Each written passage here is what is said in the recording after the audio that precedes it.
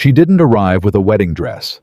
She arrived with bruises on her wrists, a forged signature on a contract she never signed, and a name she was told to forget.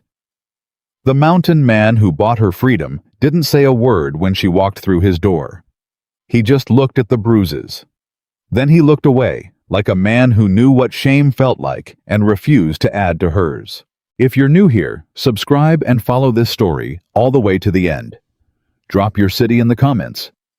I want to see how far this story travels. The summer of 1882 came to the mountain settlement of Colder Creek, like it always did, hot, dry, and indifferent to the suffering of people who lived in its shadow. But nobody in Colder Creek had ever seen a summer begin the way this one did. Nobody had ever seen a woman arrive the way Clara Ashford arrived. She came on the morning stage from Millhaven, sitting rigid in the corner of the coach, with her hands folded in her lap and her eyes fixed on something nobody else could see. She wore a gray traveling dress that had been washed so many times the color had nearly given up. Her hair was pinned back tight enough to pull at the corners of her eyes. She carried one bag. One single bag with a broken latch she held shut with her left hand the entire ride. The other passengers noticed her, not because she was beautiful, though she was in the worn, stubborn way that a woman becomes beautiful when life has stripped everything else away. They noticed her because she didn't speak, didn't shift, didn't look out the window at the mountains rising in every direction, like the land itself was trying to touch the sky. She just sat still, like a woman preparing for something she had already accepted but not yet survived. When the coach rolled to a stop in front of Colder Creek's only hotel, the driver climbed down and opened the door and called out the stop the way he always did. Clara was the last one off. She stepped down onto the dirt road, looked up at the mountains for the first time, and for just one moment, one single unguarded moment, something moved across her face. Not fear, not wonder. Something older than both of those things. She pressed her lips together, and whatever it was disappeared. A man was waiting for her. His name was Gerald Fitch, and he was the kind of man who wore his money the way some men wore cologne loudly and in quantities that made other people uncomfortable. His coat was too pressed for a frontier town. His boots were too clean for a dusty road. He held a folded document in his right hand, and he tapped it against his thigh the way a man taps something when he wants you to notice he's holding it. Miss Ashford. He didn't extend his hand. You're late. The stage from Millhaven doesn't run on a schedule that answers to you, Clara said. Her voice was quiet, but it had edges. Fitch's expression didn't change. He was the kind of man whose expression rarely changed because he'd spent 30 years making sure people understood that their reactions didn't concern him. The arrangement has been formalized, he said. The papers were signed by your father 6 weeks ago. My father was sick 6 weeks ago. Men sign documents when they're sick. That's not unusual. Men sign documents when they're sick and frightened, and someone is standing over them telling them there's no other choice, Clara said. That's fraud. Fitch smiled. It was the kind of smile that had nothing to do with humor. Your father owed a considerable debt to Colder Creek Mercantile. The arrangement erases that debt entirely. You ought to be grateful. Clara looked at the document in his hand. I want to read it, she said. There's no need. I want to read it. A pause stretched between them. The people on the street nearby had slowed without quite stopping the way people do when something is about to happen, and they want to be close enough to see it without being close enough to be part of it. Fitch handed her the document. Clara read it. She read every line. It took her 3 full minutes, and she didn't rush a single word. When she finished, she looked up. This says I am to be delivered to a man named Harlan Booth as a condition of settlement on my father's debt. That's correct. It says delivered. It's a legal term. It's a word that refers to goods, Clara said. Not people. Fitch took the document back. The law in this territory recognizes the arrangement as a binding contract, Miss Ashford. Your father's signature is legal, the debt is real, and Harlan Booth has been waiting 2 weeks for your arrival. And if I refuse, your father loses the house in Millhaven, everything in it. He'll be put out on the street at 63 years old with a bad heart and no money. Fitch folded the document and tucked it inside his coat. "But that's your choice, of course." Clara stood very still. Around her, the sounds of Colder Creek continued. Horses' hammers, the distant shout of someone loading freight. The ordinary noise of a town that had nothing to do with the extraordinary thing happening in the middle of its main street. "Where is Harlan Booth?" she said finally. "He'll be here tomorrow morning to collect you. Tonight you'll stay at the hotel." Fitch reached into his pocket and set 2 coins on the nearest hitching post. He didn't hand them to her, just set them where she could reach them, like he was feeding something rather than paying someone. "For your meals." He walked away without another word. Clara stood on the road with her 1 bag and her broken latch and 2 coins sitting on a post that wasn't hers in a town she'd never been to, waiting for a morning she didn't want to arrive. She picked up the coins. She went inside. The hotel in Colder Creek had 6 rooms, and a proprietress named Mrs. Galt, who asked no questions and expected no conversation, which suited Clara perfectly. The room she was given had a window that faced the mountains. Clara sat on the edge of the bed in the early afternoon light and looked at those mountains for a long time. She wasn't a woman who cried easily. She didn't cry now. She thought about her father, about the 3 months she'd spent nursing him after the fever, about the way he'd looked at her when she arrived at his bedside, relief and shame in equal measure, because he'd always known he would eventually need her, and he'd always hated that he knew it. He was a good man who had made bad decisions. That was the honest truth of her father, and Clara had accepted it years ago. But she had not accepted this. She pulled the small journal from her bag, the one thing she carried that wasn't practical, the one indulgence, and opened it to a blank page and wrote 1 line. "I did not come this far to be delivered." She closed the journal. She lay down on top of the bed cover in her traveling clothes and stared at the ceiling until sleep found her, which took longer than she would have liked. Morning came sharp and early, the way mountain mornings do, the light arriving before the warmth filling the room with a brightness that made everything look cleaner than it was. Clara was already dressed when she heard the boots on the stairs. Not 1 set of boots, several. She opened her door before anyone knocked. Harlan Booth was a man of about 50, wide through the shoulders and narrow through the eyes, with a jaw that jutted forward like he was permanently preparing to argue. He wore a good hat and a bad expression, and he had 3 men behind him who all had the particular posture of men paid to be large and nearby. He looked at Clara the way a man looks at livestock he's paid for. "You're smaller than I expected," he said. Clara looked back at him. "You're exactly what I expected," she said. Something shifted in Booth's eyes. Not quite anger. The thing that comes before anger when a man realizes a situation isn't going to be as easy as he planned. "The arrangement is settled," he said. "Gather your things." "The arrangement," Clara said, "is something I intend to challenge." Booth stepped forward. "Not all the way. Just enough." "Your father signed." "My father was coerced." "That's not a legal position." "I'd like a judge to tell me that," Clara said. "Is there a judge in Colder Creek?" A pause. "Nearest circuit judge comes through in October," Booth said. 4 months. "Then I'll wait." Booth studied her. "You've got nowhere to stay. No money past what Fitch gave you. No family here. You'll come around." He said it the way men say things when they believe they've already won. Matter of fact. Certain. He turned to go. "Mr. Booth," Clara said. He stopped. "I want you to know something," she said. "I understand exactly what you believe you have, and I understand exactly what I'm going to do about it.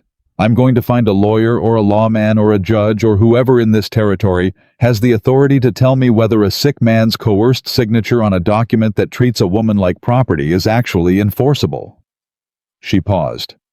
"You might be right that it is, but I promise you're going to have to prove it." Booth said nothing. He left. His men followed. The door at the bottom of the stairs shut hard. Clara sat down on the edge of the bed and pressed her hands flat against her thighs and breathed. Just breathed. In and out. The way you do when you've just said something bold and you need your body to catch up with your mouth. She wasn't afraid. She was terrified. There was a difference. The man who told her about Eli Danner did it without being asked. His name was Walt Pruitt, and he was the hotel's handyman, a small, weathered man of about 60 who Clara encountered on her way downstairs to find breakfast. He was fixing a hinge on a doorframe. He didn't stop working when he spoke to her. He just talked to the hinge. "Heard the business with Booth this morning," he said. "Most of the hotel probably heard it," Clara said. "Most of the hotel is smart enough to stay out of it." He set his screwdriver against the hinge. "You're not, apparently." Is that a criticism? It's an observation. He worked in silence for a moment. Booth owns 3 of the town council members. The sheriff has worked for him going on 6 years.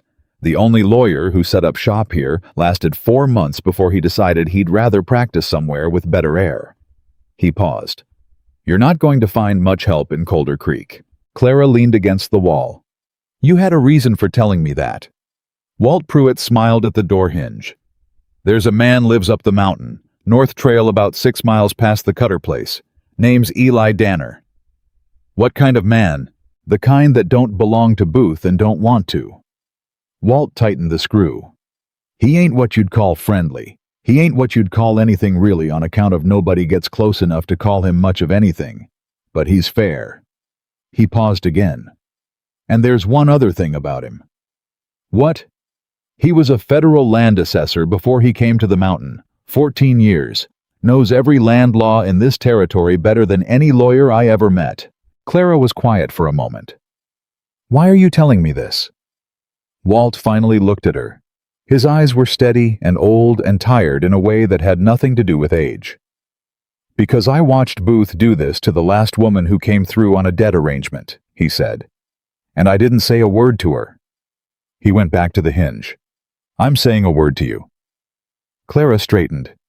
"How do I find the North Trail?" she said. She went on foot because she had no horse and no money to hire one. The summer heat was already building by the time she reached the edge of town, the mountains sitting massive and indifferent ahead of her. She'd borrowed a canteen from Walt without asking. She'd left 2 of her last 3 coins on the windowsill of her room and figured that covered it. The North Trail was hard going. She went in silence, not spending energy on things she didn't have extra energy for. And for 2 hours, the mountains rose around her and the trail narrowed and climbed, and she kept moving because stopping was not something she could afford to do yet. She almost missed the cabin. It sat back off the trail, half hidden by the slope of the land itself, and she only saw it because of the smoke from a small fire outside, where a man was working with a piece of leather and an awl stitching something with the concentrated focus of a person who does not expect to be interrupted. He was big, not large man trying to look big. Just genuinely practically large in the way that men get when they spend years doing physical work in open country. His hair was dark and needed cutting. He had a beard that was neither groomed nor neglected, just present. His hands on the leather were precise. He didn't look up when she stopped at the edge of his property. "You're on private land," he said. His voice was low and even, and had none of the challenge in it that those words usually carried. He said it the way a man states a fact about the weather. "I know," Clara said. "I came to find you. People who come to find me are usually people who want something." "Yes," she said. "I want help." He looked up then. His eyes were dark brown, or maybe something between brown and black, the kind of eyes that took in information without giving any back. He looked at her the way a man looks at something he's trying to categorize. Not unkindly, but not warmly either. Just carefully. "I don't know you," he said. "My name is Clara Ashford. I arrived in Colder Creek yesterday. My father's debt was used to arrange a contract that gives Harlan Booth claim to—" She stopped, not because she was emotional, because she wanted to say the next part right. "Claim to me, as a condition of settlement." Eli Danner set down the leather. He set down the awl. He looked at her for a long moment with those dark, careful eyes. "Booth," he said. "You know him." "I know of him." He stood. He was taller than she'd realized. "You walked up here from town?" "Yes." 6 miles. Walt Pruitt told me where to find you. Something crossed his face at the name Walt Pruitt. Not softness exactly, but something adjacent to it. Come sit down, he said. You look like you haven't eaten. I haven't. Come sit down, he said again. It wasn't an invitation. It wasn't quite an order either. It was the tone of a man accustomed to stating the practical thing and expecting the practical thing to be done. Clara sat. He fed her without making a production of it. Cornbread from that morning and dried venison and water from the spring behind the cabin, and he set it in front of her without ceremony or comment, which was precisely what she needed, and somehow exactly what she expected from a man who talked the way he talked. She ate. He sat across from her with his elbows on his knees and listened while she told him everything. She left nothing out and didn't editorialize, just laid the facts down one by one the way you lay bricks, each one level with the last. When she finished, he was quiet for a moment. The contract, he said. Was it filed with the county clerk? I don't know. If it wasn't filed, it's not enforceable regardless of signature. Fitch had it. Fitch works for Booth. He thought for a moment. Was the debt documented formal loan agreement, not just a verbal arrangement? I don't know that either. Those are the two questions. He looked at her steadily. If the debt isn't formally documented and the contract isn't filed with the county clerk, Booth has a piece of paper and your father's signature and not much else. Can you find that out? I know someone at the county seat who can check the clerk records. He paused. It'll take 3 or 4 days. Clara looked at her hands on the table in front of her. They were steadier than she felt. I have nowhere to stay, she said. I have 1 coin left. Booth controls the sheriff, and he knows I'm trying to fight this, which means by tomorrow he'll have made it clear to every person in that town that helping me is a bad idea. The words cost her something to say. She was not a woman who spoke her own vulnerability easily. Eli Danner was quiet for a long time. Outside, the wind moved through whatever trees were growing near the cabin, and the summer sounds of the mountain insects, a bird somewhere, the distant shift of something in the undergrowth filled the silence. There's a lean-to out back, he said. It's not much. Clara looked up. You can stay there while I send word to the county seat, he said. I'm not offering anything except that. A place to sleep and food, until we know what the law actually says. Why? Clara said. He looked at her. That same careful look. Because Walt Pruitt vouched for you, he said. And Walt Pruitt hasn't vouched for anyone in 20 years. He stood. He picked up the leather and the awl and went back to his work. Clara sat at his table for another moment. Then she stood too. Thank you, she said. He didn't answer, but he didn't have to. The lean-to out back was clean and dry and had a blanket that smelled like cedar. Clara lay on her back and looked at the wooden ceiling in the last of the summer light and thought about what it meant that she had come 6 miles up a mountain to find a stranger, and the stranger had fed her without asking for anything in return. She thought about the document in Fitch's coat. She thought about Booth's eyes when she'd told him she intended to fight. She thought about her father in the house in Millhaven waiting. She pulled out her journal, opened to the page with the one line she'd written. I did not come this far to be delivered, she wrote beneath it. He didn't ask why I was fighting. He just asked what I needed to fight with. I think that might be the most useful thing anyone has ever done for me. She closed the journal. Outside, she heard Eli Danner moving around the property, closing up for the night, doing the ordinary things a man does before the dark settles in. He worked in silence. It was the first time in 3 days that silence hadn't felt like a threat. She closed her eyes. Above the mountains, the summer stars were arriving one by one, the way they do in high country, sharp and close, and numerous enough to make the dark feel less like an absence and more like a different kind of fullness. Down in Colder Creek, Harlan Booth was sitting in his office reading a report from one of his men. She went up the mountain, found Danner. Booth set the report down. He looked out his window at the mountains in the last of the light. He hadn't expected that. He hadn't expected her to know about Danner. He hadn't expected her to walk 6 miles on the first day. He pressed his fingers together and thought. She was going to be more trouble than he'd counted on. But she was alone up there with a man who'd spent 12 years making enemies in this valley just by refusing to be bought. And Harlan Booth had 12 years of practice dealing with people who couldn't be bought. He could wait. He was very good at waiting. He'd waited long enough to take everything else he'd ever wanted. He could wait a little longer for this. Eli Danner was not a man who explained himself. Clara learned that on the first morning. She came around from the lean-to at dawn to find him already outside, crouched over a small fire with a tin pot balanced on a flat stone. He had coffee ready. He poured a cup and set it on the edge of the chopping block nearest to her, without looking up, without saying good morning, without any of the social performances that most people felt obligated to run through before the sun was fully up. She picked up the cup. "Thank you," she said. He nodded once, went back to what he was doing. That was the whole of it. She stood there with her coffee and looked at the mountains catching the first light and thought, this man has lived alone up here long enough that he's forgotten how to fill silence with noise. And she thought, I don't think that's entirely a bad thing. She was wrong about one part of that assessment, though she wouldn't know it yet. Eli Danner hadn't forgotten anything. He'd made choices. There was a difference. By the time the morning was properly underway, he had written 2 letters. She didn't see him write them, but she saw him fold and seal them with the efficiency of someone who had done it 10,000 times, and he told her without preamble that he was sending them both to the county seat. One to a clerk named Ambrose Yates, who would check whether the debt and the contract had been properly filed.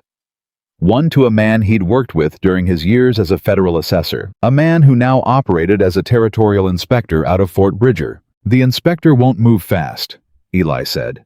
But if Booth has done this before, and I suspect he has, the inspector will want to know. How long? Clara asked. Ambrose can answer in 5 days if he moves quick. The inspector, he paused. Longer. Booth isn't going to wait 5 days without doing something. No, Eli agreed. He isn't. He said it the way a man confirms a weather forecast. Not alarmed, not dismissive. Just acknowledging the shape of the problem clearly and without decoration. Clara looked at him across the table. What do you think he'll do? Eli considered. He'll start with pressure. Tell people in town not to give you aid. Make sure anyone you might appeal to understands the cost of siding with you. He turned his coffee cup between his hands slowly. Then he'll try something legal-looking. Probably an injunction through the sheriff claiming you're trespassing up here. I have your permission to be here. That won't matter to the sheriff, not if Booth tells him it doesn't. Clara set down her cup. You knew all of this when you offered me the lean-to. It wasn't a question. Eli looked at her steadily. Yes. Then why? Because what Booth does to people who can't fight back is wrong, he said, flat, simple. The way a man says something he figured out a long time ago and has never needed to revisit. And because Walt Pruitt sent you up here, which means Walt thinks you can fight. Can I? She said. I don't know yet, he said, but I intend to find out. Joel. The first pressure came the same afternoon. Clara had walked partway down the trail toward Colder Creek, not to go into town, just to move, just to keep her body busy while her mind worked, and she was on her way back up when she met the rider coming down. He wasn't one of Booth's obvious men. He was a young man, maybe 22, with a nervous horse and a nervous expression, and he pulled up when he saw her on the trail and said her name, like he wasn't sure he had the right person. Miss Ashford. Yes. I've got a message from Mr. Booth. He held out a folded paper. His hand had a faint tremor that he was working to suppress. He asked me to deliver it personal. Clara took it, opened it. It was brief.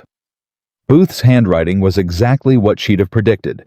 Heavy, deliberate, the script of a man who wanted every letter to announce its own importance. Miss Ashford, your father's health is fragile. It would be a tragedy if the stress of a prolonged legal dispute were to worsen his condition. The arrangement stands. I suggest you consider carefully how long you intend to make this difficult. H. Booth. She read it twice, Then she folded it. The young man on the horse was watching her with the expression of someone who didn't like the errand he'd been given, but liked the alternative less. "Tell Mr. Booth," Clara said, "that I received his message. That's all. That's all." He turned the horse and went back down the trail. Clara stood on the trail alone and looked at the folded paper in her hand. Her father. Of course. She had known Booth would use her father eventually. She had known it from the moment she'd understood what kind of man she was dealing with. That knowledge did not make it easier to stand there on a mountain trail in the summer heat, holding a threat in her hand like it was an ordinary piece of correspondence. She breathed. She put the paper in her jacket pocket. She went back up. She found Eli at the back of the cabin splitting wood. Not because he needed wood, she'd later understand, but because it was what he did when he was thinking the physical work, giving his mind room to move, and she handed him the letter without a word. He read it. His expression didn't change. He handed it back. "He went after your father faster than I expected," he said. "Is that good or bad? It's information." He picked up the axe again. "A man who escalates fast is a man who's worried about time. That means he's less confident in the contract than he's letting on." Clara considered that. Or it means he's used to getting what he wants quickly, and he's annoyed that he hasn't. Eli paused mid-swing, looked at her. Something shifted in his expression, not quite surprise, but a recalibration of some kind, like a man adjusting his estimate of a distance he'd already measured. "Both could be true," he said. "Both are true," she said. He swung. The wood split clean. "Your father?" he said, not looking at her. "He's in Millhaven." "Yes." "Is there anyone with him?" "A neighbor woman, Mrs. Hooper. She checks on him." "Could you get a letter to him? Something that would reassure him without telling him what's actually happening up here." Clara thought about her father, about his face when she'd left, about the way he'd held her hand and said her name and couldn't quite finish the sentence. "He'd know I was hiding something," she said. "He knows me." "Then write him the truth," Eli said. "Tell him you've found someone helping you. Tell him there's a legal challenge in progress. Don't promise anything you can't keep, but don't let him sit there with Booth's men whispering in his ear either." It was good advice. She knew it was good advice before he finished saying it. "You know a lot about what fear does to people," she said. He set another log on the block. "I know what it's like to have someone use the people you love against you," he said. He swung. The wood split. He didn't say anything more about it. Clara understood the way you understand some things about people, not because they explain themselves, but because they've said just enough that you can see the outline of the rest. She went to write the letter. The next 2 days settled into something that Clara wouldn't have predicted and couldn't quite name. Eli worked. He was always working. There was always something on the property that needed doing, and he did each thing with the same focused, unhurried competence. Like a man who has made his peace with the fact that there is always more work than time and has decided to stop fighting that truth and just show up for it. Clara worked too. She was not a woman built for waiting, and within 24 hours of arriving, she had assessed what needed doing around the property and started doing it. She found the kitchen garden behind the cabin overgrown in the way things get when one person is trying to manage too much land alone. She started clearing it. She didn't ask permission. She just started. Eli found her there the second morning and stopped and looked at what she'd done. "You don't have to do that," he said. "I know," she said. "I'm doing it anyway." He looked at the cleared rows. He looked at her. "The back corner is for winter squash," he said. "Needs more space between the hills than you've got." "Show me," she said. He showed her. That was how it started. Not with warmth exactly. With competence meeting competence and the particular respect that generates in people who have spent their lives doing real work in real conditions. She noticed things about him in those 2 days. He got up before dawn. Not reluctantly, he just woke the way some people do, like sleep is a task they complete and then move on from, rather than something they linger in. He made coffee before he did anything else. He took it outside regardless of what the morning was doing. He had books. More books than she would have expected, 2 full shelves along the back wall of the cabin, and they weren't decorative. They were red. She could tell by the way the spines broke, the way certain pages had been folded down at corners. He'd apparently never gotten around to unfolding. He talked to his horse. She heard it through the lean-to wall one morning. Not the words, but the tone, low and continuous. The tone a man uses when he's talking, not to communicate information, but to maintain contact. To say, "I'm here. You're not alone." She thought about what Walt Pruitt had said. He ain't what you'd call friendly. She thought Walt had maybe meant something slightly different by that than what it sounded like. On the morning of the 3rd day, 2 things happened. The first thing, Eli came back from watering the horse and said without preface, "Booth sent a man up the trail an hour ago. He turned back when he saw I was up, but he'll try again." "Is he going to try to remove me by force?" "Not yet. He wants it to look legal." He sat down. "He'll get the sheriff to come up here with something, a writ of complaint, something that gives him the appearance of the law on his side. The sheriff's name is Craw. He's been with Booth long enough that he doesn't distinguish between Booth's interest and the law's interest anymore." "When?" "Soon." He looked at her across the table.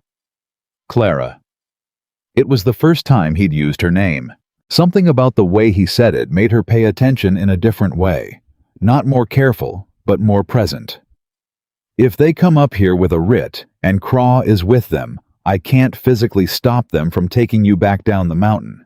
If I try, they'll arrest me, and then you'd have no help at all." He paused. "So when they come, and they will, you need to go." She felt the sentence land in her chest. "Go," she repeated. "Down the mountain, back to town. Not because Booth wins, because you need to be in town when Ambrose's letter arrives at the county seat, and we need someone in Colder Creek who can receive the return letter." He leaned forward slightly. "You can't fight this from up here. You need to be where the information can reach you." Clara looked at him. "You're asking me to walk back into the place where Booth controls everything," she said. "I'm asking you to walk back in with more information than you had when you left," he said, "and with me available up here to respond to whatever Ambrose sends back. And in the meantime, I stay where the hotel won't take me back. Booth will have made sure of that." "Mrs. Calloway runs the boarding house on the south end of Main Street," Eli said. "She's been widowed twice, and she has a view of Booth that I suspect matches yours. Walt will know how to get word to her." Clara sat with this for a moment. "You've thought this through," she said. "I think most things through," he said, simply, without pride.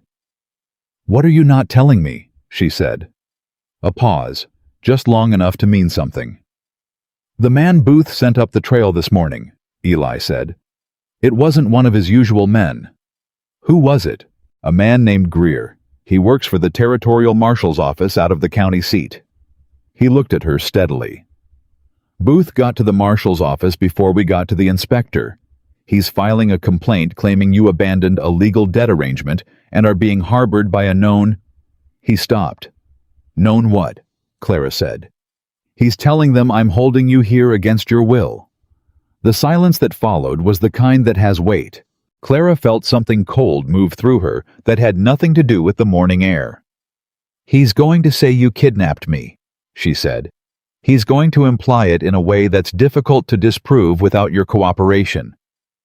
Eli's voice was even, completely even. "If you're not in town when Greer files his report, if you're still up here, it looks like what Booth wants it to look like." Clara understood then the full geometry of what Booth had done. He hadn't just threatened her father. He hadn't just sent a writ. He had positioned the situation so that the man helping her would be the one who looked like the criminal. She looked at Eli. "You knew this when you told me to go back to town," she said. "Yes." "You were telling me to go back to protect yourself." "I was telling you to go back because it protects us both," he said, "and because it's the right move regardless." She studied him. His face gave back nothing she hadn't put there herself, and somehow that steadiness made her trust what he was saying more, not less. "What do you need me to do in town?" she said. "Find Walt. Tell him what Greer has been asked to file. Walt has contacts I don't men in this town who are quiet about it, but who don't like what Booth's done to this valley over 20 years. He stood. And get to Mrs. Calloway before Booth does. Once you're established there with witnesses who see you free and willing, the kidnapping angle collapses. And if Booth moves against my father before Ambrose's letter comes back. Eli was quiet for a moment. If that happens, he said, I'll ride to Millhaven myself. Clara looked at him. You'd do that, she said. Not a question. She could hear it in his voice, the particular flatness of a man making a statement of fact rather than a promise, because for him there was no difference between the two. I'd do that, he said. She stood. She picked up her bag, the one bag the broken latch, and she held it for a moment. Eli, she said. He looked at her. Don't let Booth make what you're doing look like something it isn't, she said. Don't let him take this away from you. Whatever reasons you had for coming up here and staying, she paused. They're good reasons. I can tell that without knowing what they are. Don't let him touch them. Something moved in his face. Deep, brief, gone. Go, he said, not unkindly. Go before Greer comes back up. She went. The walk down the mountain was harder than the walk up had been, and not because of the terrain. Going up, she'd been moving toward something, an idea, a long shot, a stranger Walt Pruitt trusted. Going down, she was moving back into a town where a powerful man had spent 2 days tightening his grip on every lever he could reach. She thought about what Eli had said. A man who escalates fast is a man who's worried about time. She turned that over as she walked. Why would Booth be worried about time? He had the sheriff, he had the council, he had an arrangement signed by her father. Unless the arrangement wasn't as solid as he'd presented it. Unless Fitch had been sloppy with the paperwork. Unless there was something in the county records that Ambrose Yates was going to find that Booth couldn't afford to have found. That was a thin thread. But thin threads were what she had. She came down off the trail and onto the edge of town a little past midday, and she walked in with her head level and her bag in her hand and her broken latch held shut by her grip, because some things you just carry, regardless of whether they're fixed. The first person who saw her was a woman hanging laundry in the side yard of a building on the south end of Main Street. Mid-50s, built like someone who had done difficult things for a long time and found a way to be at peace with that iron gray hair and eyes that evaluated things quickly. You must be Clara Ashford, the woman said, not stopping her hanging. Yes, ma'am. I'm Ruth Calloway. She pinned a sheet and looked at Clara directly. Walt sent word you'd be coming. Room's ready. Clara felt something unlock in her chest that she hadn't known was locked. Thank you, she said. Ruth Calloway looked her over once, the same kind of careful assessment Eli had given her on the mountain, the assessment of someone who survives by reading people accurately. You look like you've been making decisions, Ruth said. I've been doing a lot of that, Clara agreed. Good. Ruth unpinned an empty clothesline and handed it to her. Help me with this, and I'll tell you what Booth did yesterday after you went up the mountain. Clara took the clothesline. What did he do? She said. He visited the Reverend, Ruth said. Sat in his parlor for an hour. When he left, the Reverend put out word that the church would not be available to anyone associated with. And I'm using his exact words, mind you, unsanctioned arrangements that undermine legitimate contract law. She said it with the flat precision of someone who has memorized something so they can testify to it accurately later. Which translated out of Reverend speak means don't help the Ashford woman. He moved on the church, Clara said. He moves on everything. Ruth hung the clothesline. That's how he's held this valley for 20 years. He doesn't need to threaten every person directly. He just needs to make it clear that the cost of crossing him is higher than people can afford. She paused. Most people. Not you, Clara said. Ruth looked at her. I buried my first husband in this town. I buried my second one. I've been here longer than Booth's money, and I intend to be here longer than it leaves. She picked up her basket. "Come inside. I'll show you your room." Walt came at dusk. He came around the back through the alley, the way a man comes when he doesn't want to be seen coming, and Ruth let him in through the kitchen without a word, like this was a practice they'd established. He sat at Ruth's kitchen table and looked at Clara with the steady eyes of a man who has decided to be useful and is proceeding accordingly. "Greer filed his report with the Deputy Marshal's satellite office this afternoon," Walt said. "Booth's complaint says you were coerced up the mountain by Danner and held there." "I walked up there on my own," Clara said. "I know that," Walt said. "But coercion's hard to disprove from a distance." He folded his hands on the table. "However, Greer's a by-the-book man. He's not in Booth's pocket the way Craw is. He filed the complaint because that's his job, but he also wrote in his report that when he rode up the trail he observed you moving freely around the property and that you did not appear to be in distress." Clara felt the thread tighten. "He put that in the report," she said. "He put it in the report." Walt nodded. "Which means when the deputy marshal looks at this, he's going to see a complaint from a powerful local man about a woman who was observed by a federal employee moving freely and without apparent distress." He paused. "That doesn't sink Booth, but it complicates him." "And the letters Eli sent to Ambrose Yates." "I know Ambrose," Walt said. "He'll move as fast as he can. He knows what Booth is. Half the county seat knows what Booth is. They just need someone to give them the legal ground to do something about it." Clara looked at the table, at her hands. "There's something else," she said. "I've been thinking about it all the way down the mountain. Booth escalated too fast.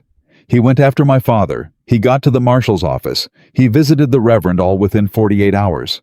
That's not the behavior of a man who's confident in his position." Walt looked at her carefully. "What are you thinking?" he said. "I'm thinking the contract isn't as clean as he presented it," Clara said. "I'm thinking there's something in those papers that he knows won't survive scrutiny. And I'm thinking that whatever it is, Ambrose is going to find it." The kitchen was quiet for a moment. Ruth Calloway was standing at the far end of the room, not part of the conversation, but not absent from it either. And she made a sound that was not quite a laugh, more like the sound a person makes when they hear someone else say the thing they've been thinking. "Your father's debt," Walt said slowly. "Do you know how it originated?" "My father said it was a supply arrangement. He bought goods from Colder Creek Mercantile on credit over a period of about 3 years. The debt accumulated." "And who owns Colder Creek Mercantile?" Clara looked at him. She already knew the answer. "Harlan Booth," she said. Walt nodded. "And if a man owns the creditor, and the contract that resulted from the debt, and the sheriff who would enforce the contract, and the reverend who would provide moral cover for the arrangement." He paused. "That's not a legal debt collection. That's a trap." "That's fraud," Clara said. "That's fraud," Walt agreed. "If it can be proven." "Ambrose will find the supply records," Clara said. "If the debt was inflated, if Booth added interest or fees that weren't disclosed up front, it'll be in the books." "If Booth kept honest books," Walt said. "He kept books he could show to a territorial inspector without going to prison," Clara said. "Which means they're probably close enough to honest that he felt safe. But close enough isn't the same as clean." Walt looked at her for a long moment. "Miss Ashford," he said, "I've been in this town 40 years. I've watched Booth work for 20 of them." He leaned back in his chair. "I have never once watched him look worried. But this afternoon when he walked past the hotel on his way to the Mercantile, he walked like a man doing arithmetic he doesn't like the answer to." Clara held that. "He knows what Ambrose is going to find," she said. "I think so," Walt said. "Which means we have maybe 3 or 4 days before he does something that can't be undone," Clara said. "Something that makes all the legal proceedings moot. Damage the records, pay someone at the county clerk's office, move against my father before we can get proof that protects him." She said it out loud, and heard it plainly for the first time. 3 days. Maybe 4. And every move Booth could make, he would make. She looked at Walt. "Can you get a message up the mountain tonight?" "To Danner," I need him to know what I know, and I need him to know it before morning." Walt studied her for a moment. Then he nodded. He stood. He buttoned his jacket. "You're going to be fine," he said. Not to comfort her. Just stating it the same flat, certain way Eli stated things. Clara looked up at him. "You don't know that." "No," he agreed. "But I know the kind of woman who figures out the real problem before anyone else does and starts solving for it before the men in the room have finished arguing about whether it's a problem." He put on his hat. "And I know what that kind of woman can do when someone gives her 3 days and a fighting chance." He left through the back. Ruth Calloway poured 2 cups of coffee and set one in front of Clara and sat down across from her for the first time. "He's not wrong," Ruth said. Clara wrapped her hands around the cup. The ceramic was warm. "I know," she said. But 3 days was 3 days. And Harlan Booth had been doing this for 20 years. And somewhere up the mountain in a cabin surrounded by summer dark and the sounds of things that lived in high country, a man who didn't explain himself was reading her message and thinking through the problem. The way he thought through all problems, quietly, carefully, without panic, without waste. She had to believe that was enough. She had to believe it, because the alternative was that she had come all this way and walked 6 miles up a mountain and found the one man in this valley who wasn't afraid of Harlan Booth, and that still wasn't going to be enough. She didn't believe that. She refused to believe that. She drank her coffee. Outside in the dark, Colder Creek settled into its nighttime quiet, and in his office at the end of Main Street, Harlan Booth sat with a lamp burning and looked at the letters on his desk and made calculations that he believed were still in his favor. He was a man who had won every fight he'd ever picked in this valley. He had never picked a fight with a woman who had nothing left to lose and a former federal assessor at her back. He didn't know yet that this was different. He would. The message Walt carried up the mountain that night was short.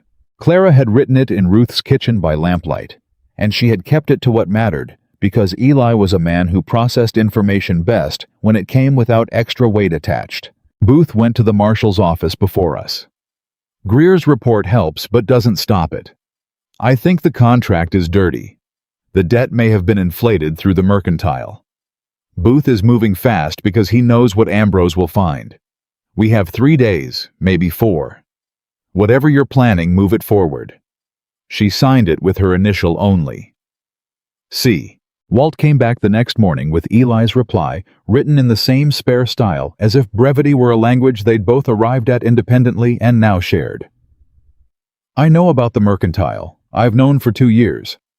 I have the original supply ledger's copies I pulled when I was still assessor. Booth doesn't know I have them. Don't tell anyone. Keep Greer visible. Make sure he sees you free and cooperative every day. Buy us the time." Clara read it twice. Then she read it a third time. She looked at Walt across Ruth's kitchen table. "He has the ledgers," she said. Walt's eyes were careful. "Apparently so. He's been sitting on evidence of Booth's fraud for 2 years, and he didn't use it." Walt was quiet for a moment. "There are reasons a man might wait," he said. "Sometimes the right moment matters as much as the right evidence." Clara folded the note. "Or the right case." She said it quietly, almost to herself, and something settled in her chest. Not comfort, not relief, but the particular stillness that comes when scattered pieces suddenly reveal they were always part of the same picture. Eli Danner had not come to this mountain by accident. He had come here to wait, and she had just given him the reason to stop. She found Greer at the hotel before breakfast. He was a lean man, mid-40s, with the careful posture of someone who took his position seriously enough to maintain it, even at 7 in the morning, over a cup of bad coffee. He looked up when Clara sat down across from him without being invited, and she watched him decide in the space of 2 seconds whether to be annoyed by it. He decided not to be. "Miss Ashford," he said. "Mr. Greer," she said. "I understand you filed a report with the Deputy Marshal's office yesterday." "That's correct." "And I understand your report noted that when you rode up the North Trail, you observed me moving freely and without apparent distress." A pause. That's also correct. I want to ask you something directly, Clara said. And I'd like a direct answer. Greer set down his coffee. Go ahead. Do you believe I was coerced onto that mountain? He looked at her for a moment, the look of a man measuring the distance between what he'd been told to file and what he'd actually seen. No, he said. Then what happens next with the complaint? The deputy marshal reviews it. Given what I noted in my report, he's unlikely to act on it without additional evidence of coercion. He paused. But the complaint stays on file, and Harlan Booth can add to it. What would he need to add to make it actionable? Greer leaned back. A witness who says otherwise. Someone who claims they saw you distressed or restrained. He looked at her carefully. Miss Ashford, I'm going to say something that isn't strictly within my role to say.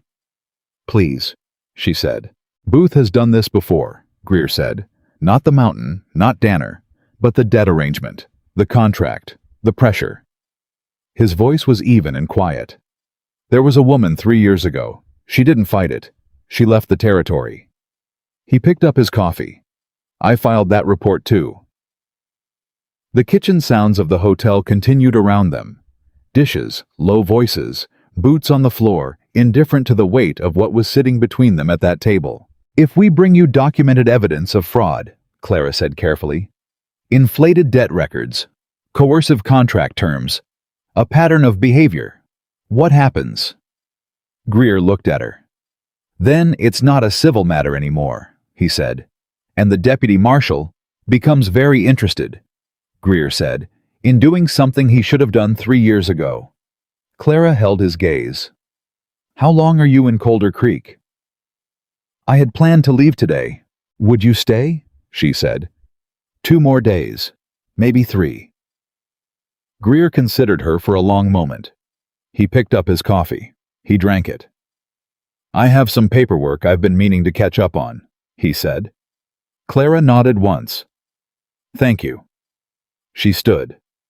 She walked out of the hotel and into the summer morning, and the heat was already building the way mountain summer heat builds fast and total, and she stood on the road and thought 2 days. 3 if they were lucky. They needed to be lucky. Jenny. Booth made his next move before noon. She was at Ruth's when the sheriff came. Craw was a big man running to softness, the kind of softness that comes from years of authority doing the physical work that muscle used to do. He wore his badge the way some men wear a wound prominently, and with the expectation that you would treat it with appropriate gravity. He knocked. Ruth opened the door. He looked past Ruth at Clara. Miss Ashford, he said. I have a notice here from Mr. Harlan Booth filed through this office stating that you are in breach of a legally binding contractual arrangement and that your continued presence in Colder Creek constitutes an obstruction of lawful debt resolution. He held out the paper. Clara took it, read it. This is a civil notice, she said, not a warrant. That's correct. So I'm not being arrested. Not at this time. Then what exactly are you here to tell me, Sheriff? Craw shifted his weight. I'm here to inform you that Mr. Booth intends to pursue this matter through the court when the circuit judge arrives in October, and that in the meantime, any interference with his legal process. What interference? Clara said. I'm staying in a boarding house. I'm having breakfast. Which of those activities constitutes interference with legal process? Craw's jaw tightened slightly. Ma'am, I've spoken with the territorial inspector's representative who is currently staying at the hotel, Clara said. You can verify that with Mr. Greer.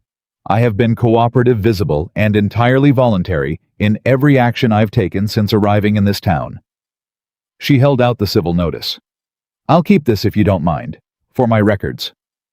Craw looked at her, the look of a man who came to deliver a message and is now leaving with the distinct sense that the message has been turned around on him. He took the paper back instead. You'll be hearing from Mr. Booth's representative shortly, he said. I expect so, Clara said. He left. Ruth closed the door behind him and turned to Clara with an expression that was somewhere between appreciation and vindication. You've done that before, Ruth said. Done what? Held your ground when someone official was trying to make you feel like you didn't have any.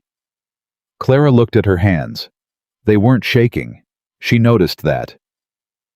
"My mother taught me," she said, "that a document is only as powerful as the law that backs it, and that the law is only as powerful as the people enforcing it are honest."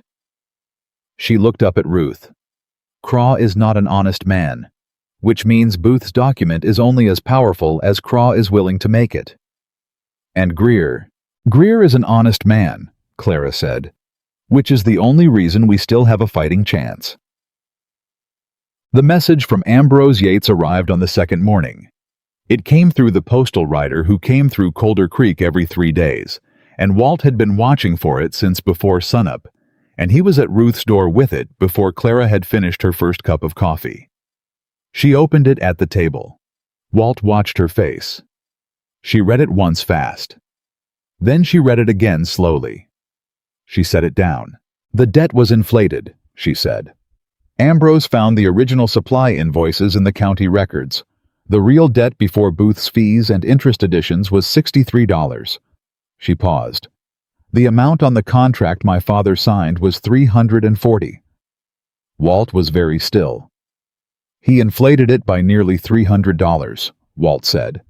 "Not just inflated," Clara said. "The fees he added weren't disclosed in the original supply agreement, which means the original debt is the only legally enforceable amount," Walt said. "And the contract built on the inflated number is fraudulent," Clara said. She picked up Ambrose's letter. "There's more," she said. Ambrose found 2 other arrangements in the county records. Same structure, different names. Both from Colder Creek Mercantile. Both with inflated debt figures. Both resulting in property or labor arrangements that benefited Booth. She looked at Walt. "He's done it 3 times that Ambrose found, and that's just what made it into county records." Walt leaned back slowly. "That's not fraud," he said. "That's a pattern." "That's a federal case," Clara said. She was already on her feet. "I need to get this to Greer before Booth finds out Ambrose sent it." "How would Booth?" "Because Booth has someone at the county post office," Clara said. "Or he has someone watching who comes in and out of here. Or both." She was moving toward the door. "If he finds out what Ambrose found before I get this to Greer, he'll find a way to discredit the letter. He'll claim the records were misfiled. He'll claim Ambrose is biased." She stopped. "Where is Greer right now?" "Hotel dining room," Walt said. "He takes breakfast late." "Good," Clara said. She went out the door and across the street, and she did not run, but she walked with the focused speed of a woman who understands that sometimes 30 seconds is the difference between everything and nothing. Greer read the letter twice. He did it carefully, the way a professional reads something that he knows is going to require him to make a decision. He read it once for content and once for implication, and then he set it on the table in front of him and looked at it for a moment with his hands flat on either side. "3 instances," he said. "That Ambrose found," Clara said. "In the county records. He thinks there may be more that never made it to county level, and Danner has the original supply ledgers. Copies. From his time as federal assessor." Greer was quiet for a moment. "Danner was an assessor." He said it half to himself. "I knew his name, but I didn't know that." "He left 14 years ago," Clara said. "He's been on that mountain since." "Why?" Clara looked at him. "I don't know entirely," she said. "But I think he's been waiting for the right case." Greer picked up the letter. He folded it with precise movements and put it inside his coat, and then he stood. "I'm going to send an emergency dispatch to the deputy marshal at the county seat," he said. "I'm going to reference the Ambrose letter and request a formal investigation authority." He looked at her. "This is going to take the rest of today. The dispatch rider leaves at 4. "What does Booth do when he finds out?" "He'll try to move before the authority arrives," Greer said. "Which means you need to be somewhere safe tonight, and Danner needs to be somewhere that Booth can't reach him." He paused. "How quickly can Danner come down from the mountain?" "I don't know." "He needs to come down," Greer said. "With the ledgers. Tonight." Clara nodded. She went to find Walt. What happened in the next 4 hours was the kind of controlled chaos that looks from the outside like nothing much at all. Walt sent a boy he trusted up the North Trail with a message that said, "Only, come down tonight. Bring what you have. G is ready." Clara went back to Ruth's and helped Ruth bake bread, the most ordinary thing she could think of to do the thing that would look most unremarkable to anyone watching the boarding house. And while she worked, she thought about Eli on the mountain reading that message, and she thought about what it meant that he had been holding those ledger copies for 2 years and had said nothing to anyone, not because he was waiting for the right moment. She had been wrong about that. She understood it better now.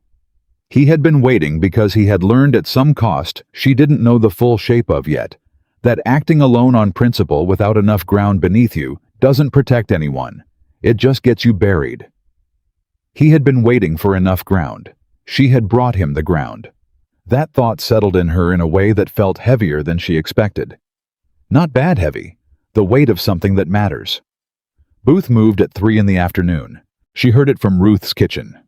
Raised voices, the specific sound of something official happening on the street, and she went to the window and saw Craw and 2 of his deputies standing in front of the hotel, and Greer on the steps with his arms crossed and his expression doing the thing expressions do when a man is being professionally courteous while being essentially immovable. "What is that?" Ruth said behind her. "Booth found out about the dispatch," Clara said. She watched Craw gesture at Greer. Watched Greer respond. Watched Craw's shoulders go tight. The dispatch rider left at 4. She could see that from here, the staging area at the eastern end of the street, and if Craw was trying to stop Greer now, he was trying to stop that dispatch from leaving. She looked at the clock on Ruth's shelf. 3:17. "Ruth," she said, "is there another way out of this building?" "Back door to the alley." "And from the alley. South end lets out behind the livery." Clara was already moving. "I need to get to the dispatch rider before Craw does." "Clara." "Greer is holding them at the front of the hotel," Clara said. "He knows. He's buying time. But if Craw sends one of the deputies around..." She was already at the back door. The alley was narrow, and she moved through it fast, not running, but close to it.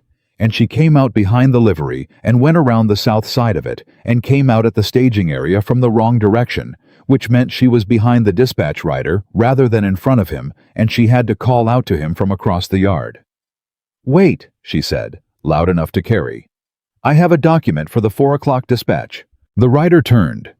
He was young, maybe 19, and he had the slightly overwhelmed expression of someone who had not anticipated his afternoon becoming complicated. "Ma'am?" She reached him. She didn't have the dispatch, Greer had the dispatch, but she needed the rider to still be there when Greer arrived.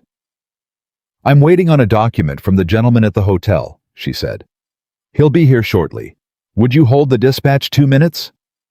The rider looked uncertain.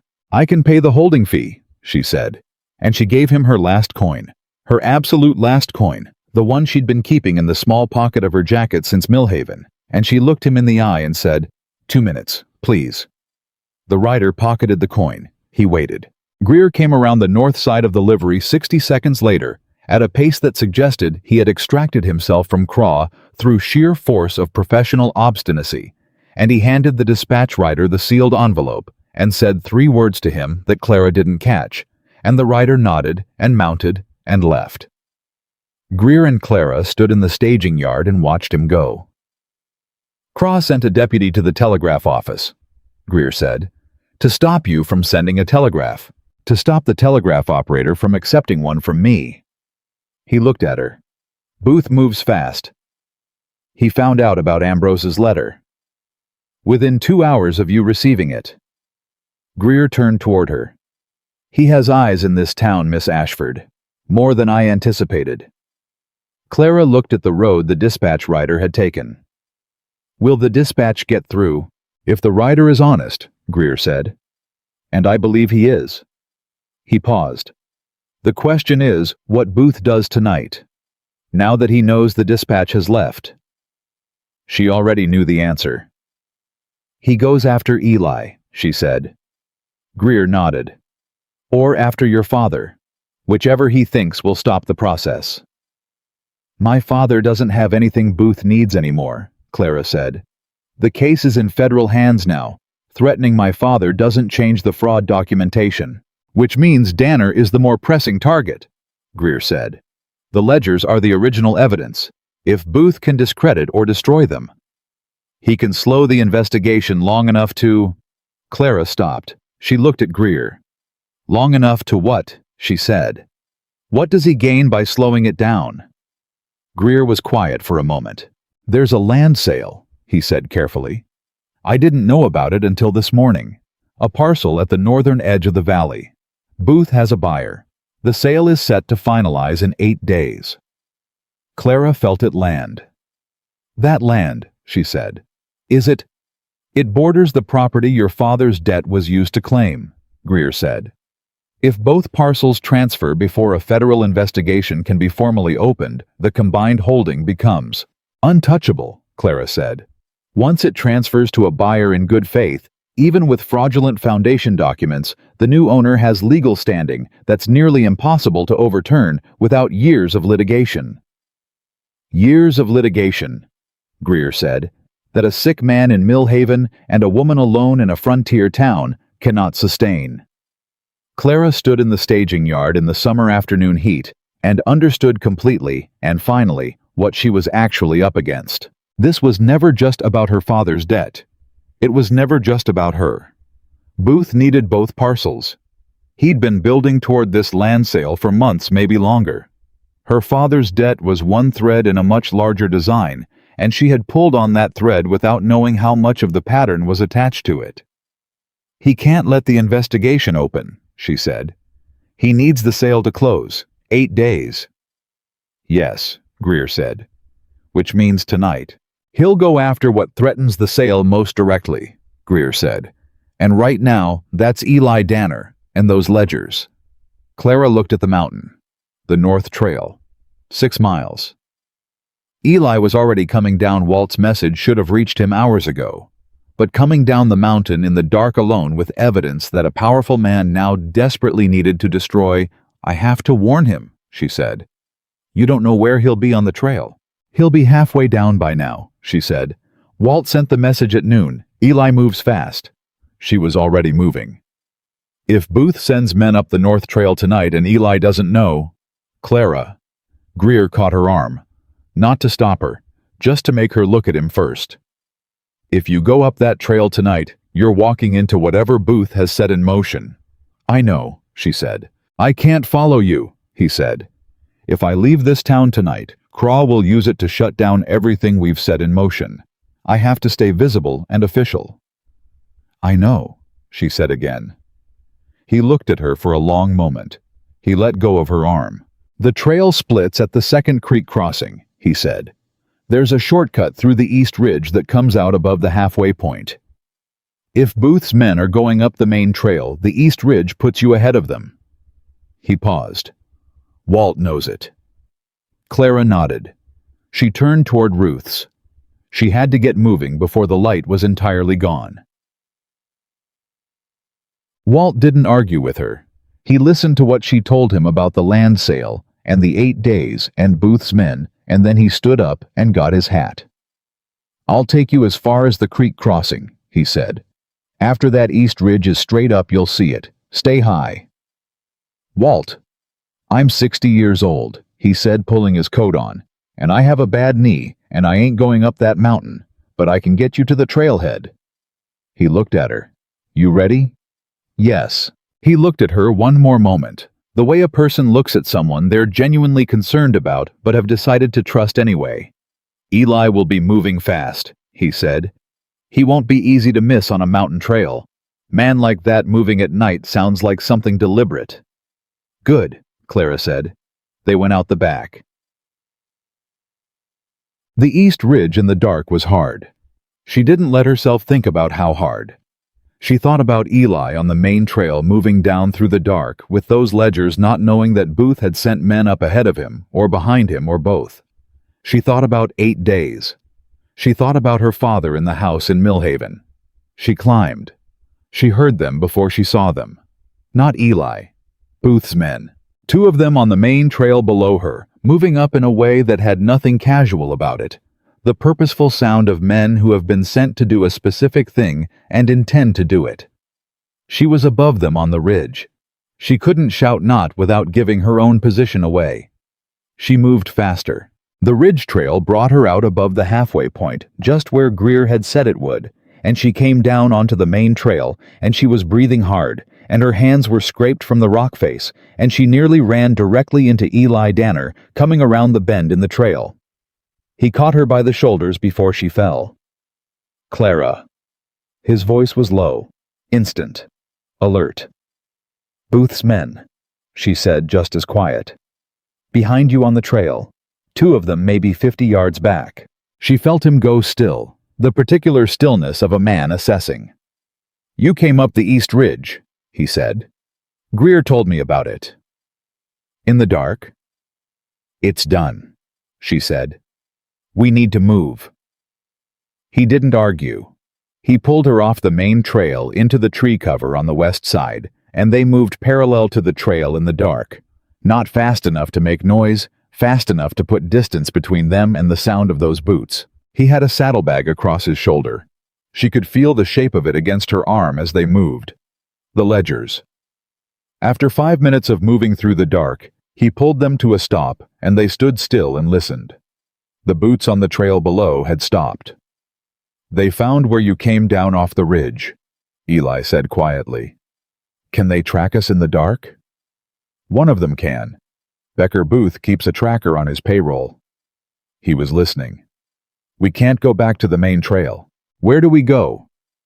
"There's a route south of the main descent, longer, comes out at the far edge of town near the south pasture." He paused. 2 hours in the dark."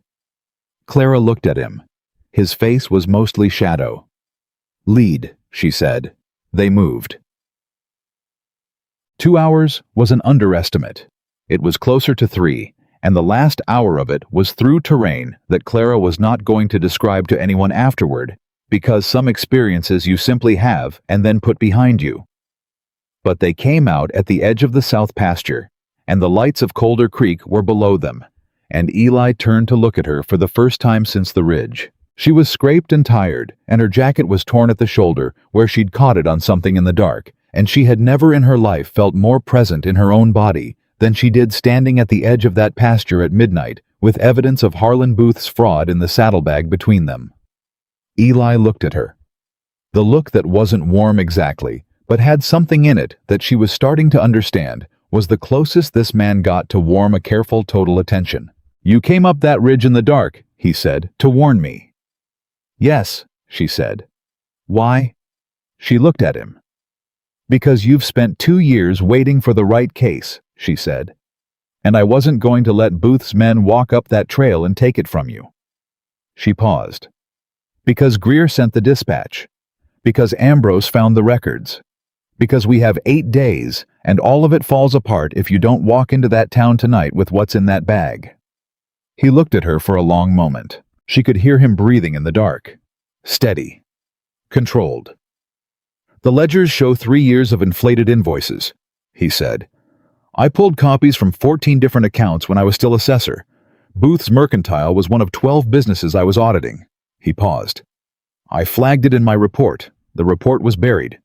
"By who?" "I don't know," he said. "That's the part I never could prove." Something moved through his voice, not bitterness, but the shape of where bitterness used to be, and had been replaced by something harder and more functional. "I came up here because I knew the day would come when Booth made a mistake big enough that the fraud couldn't be ignored. And because I wanted to be close enough to the evidence when that day came." "And now," Clara said, "now we walk into town," he said, "and we put those copies in front of Greer, and we let the law do what it should have done 14 years ago." He started down toward the lights. She fell in beside him. They walked in silence for a moment. "Eli," she said. "Yes." "The woman 3 years ago," she said. "The one who didn't fight. Greer mentioned her." He was quiet for a step. 2 steps.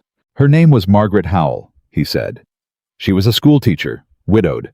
Her husband had a debt with the mercantile. He paused.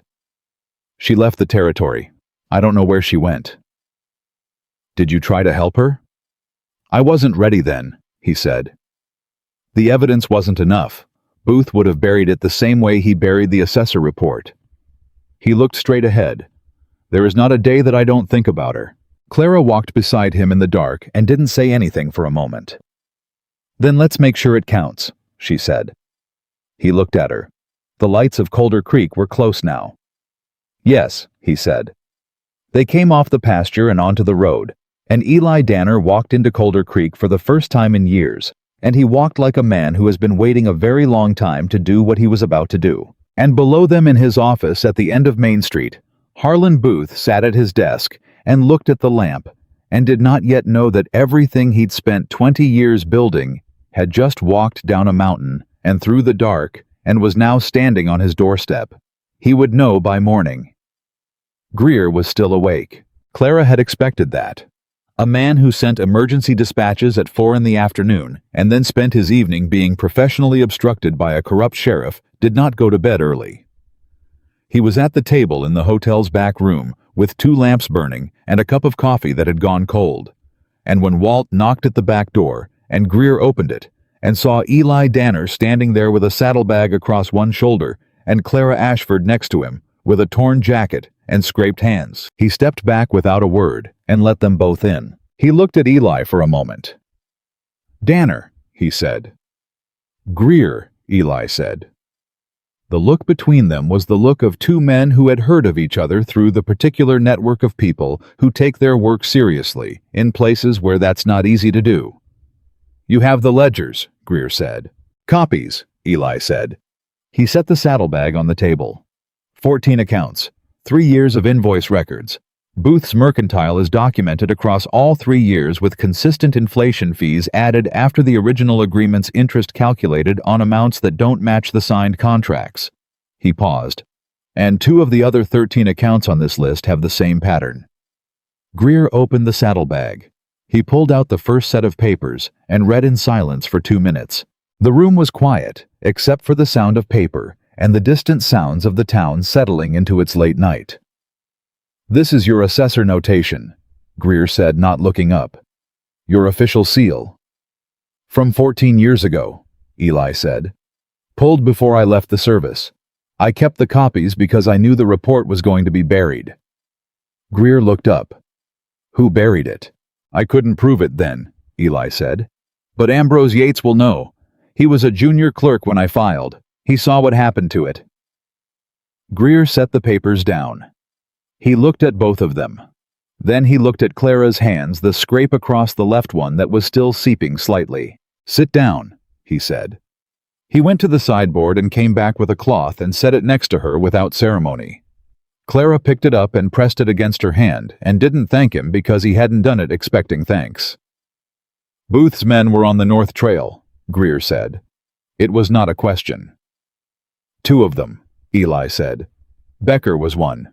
He'll know you came down, Greer said. He'll report back tonight, and Booth will know by morning that you're in town with whatever you were carrying. I expect so, Eli said. Which changes the timeline. Greer stood and paced one length of the room, the specific pacing of a man who thinks better in motion and is doing his best thinking right now. My dispatch went out at 4. The deputy marshal's office is a 12-hour ride. If the rider moved fast, they received it by 4 this morning. He stopped. But they won't act on a dispatch alone. They'll wait for the formal authority request to be reviewed and signed. That takes a day, Eli said. Maybe 2. And then the marshal has to ride out here, Greer said. Which is another 12 hours. He looked at them. Best case, we have federal authority in Colder Creek in 3 days. Booth has 8 days until the land sale, Clara said. He did, Greer said. Now he has something more pressing than the land sale. Us, Clara said. You walked into town with federal evidence, Greer said. He can't ignore that and wait for the sale to close. He has to move against you now. The room was quiet for a moment. Eli was looking at the papers on the table. His expression was the expression he usually wore, contained direct giving back less than it took in. But Clara was starting to read the edges of it, the places where the containment showed what it was holding. He was angry. Not hot angry, cold angry. The kind that had been sitting in a man for 14 years and had never stopped being there, just learned to be useful instead of destructive. "He's going to come after the ledgers," Eli said. "Physically," Clara said. "He can't let them reach the deputy marshal intact," Eli said. "Everything else, the fraud, the contract, the pattern, it's all documentable from other sources. But these," he touched the edge of the papers, "these are my official copies with my assessor's seal. They're primary evidence. They're what turns a civil fraud case into a federal criminal matter." Greer nodded slowly. "He'll try to get them back." "How?" Clara said. The two men looked at each other. It was Greer who said it. "He'll arrest Danner." Clara felt it hit. "On what charge?" "It doesn't matter what charge," Greer said. "Craw will write something. Public disturbance, trespassing, obstruction. It doesn't need to be real, it just needs to be official enough to hold him for 48 hours, while Booth's lawyer files a motion to have the evidence considered improperly obtained." "It wasn't improperly obtained," Clara said. "He pulled those copies when he was a serving federal assessor." "It won't matter if Craw puts him in a cell and the documents are in Craw's custody," Greer said quietly. "Evidence can be lost in custody, or damaged, or misplaced." He paused on that word. "Or reviewed by the wrong people before the right ones arrive." The silence that followed had a particular quality. Clara looked at Eli. He was looking at the papers. "When will Craw come?" she said. "Dawn," Eli said. He didn't need to think about it. "Booth will let Becker report back. He'll make a decision, and he'll send Craw at first light when there are enough witnesses in the street that an arrest looks official rather than desperate." "We have a few hours," Clara said. "We have a few hours," Eli agreed. She looked at Greer. "Can you take custody of the documents officially tonight?" Greer thought for a moment. "I'm a territorial inspector's representative, not a deputy marshal. My authority to take custody of evidence in a local matter is—" He paused. "Arguable." "Then make the argument," Clara said. "In writing, tonight. Write up a formal receipt for the documents and your official notation that they were presented to you as evidence in a federal fraud investigation. Date it. Sign it with your seal." She looked at him. "If the documents are in your official custody with paperwork, Craw can arrest Eli, but he can't touch the evidence without interfering with a federal proceeding, which is a different crime entirely." Greer looked at her for a moment. Then he went to the sideboard and came back with paper and pen. "You said you were a school teacher," he said to Clara as he sat down. "No," Clara said. "My mother was a school teacher." "What were you?" "I worked for a land attorney in Millhaven for 6 years," she said. "Filing records correspondence." She paused. "I know what a properly documented legal receipt looks like." Greer looked up at her. Something shifted in his expression, the particular shift that happens when a man realizes he's been somewhat underestimating the person in front of him. He started writing. Eli caught Clara's eye across the table. He held it for a moment. Then he looked away. But that moment had something in it. Something that hadn't been there before. Or had been there since the ridge, since she'd come down out of the dark and nearly run into him, and he'd caught her by the shoulders and said her name like it was something he'd been about to say anyway. She pressed the cloth against her hand and watched Greer write and didn't examine the moment more than that because there was too much else that needed her attention tonight. They worked until 2 in the morning. Greer wrote the custody receipt and the formal evidence notation and a supplementary report that cross-referenced Ambrose's letter with the assessor copies and built the clearest picture he could of what the federal investigation would find when it arrived. Eli organized the ledger copies in the order that made the fraud most legible to someone coming to it cold. Clara wrote a sworn statement.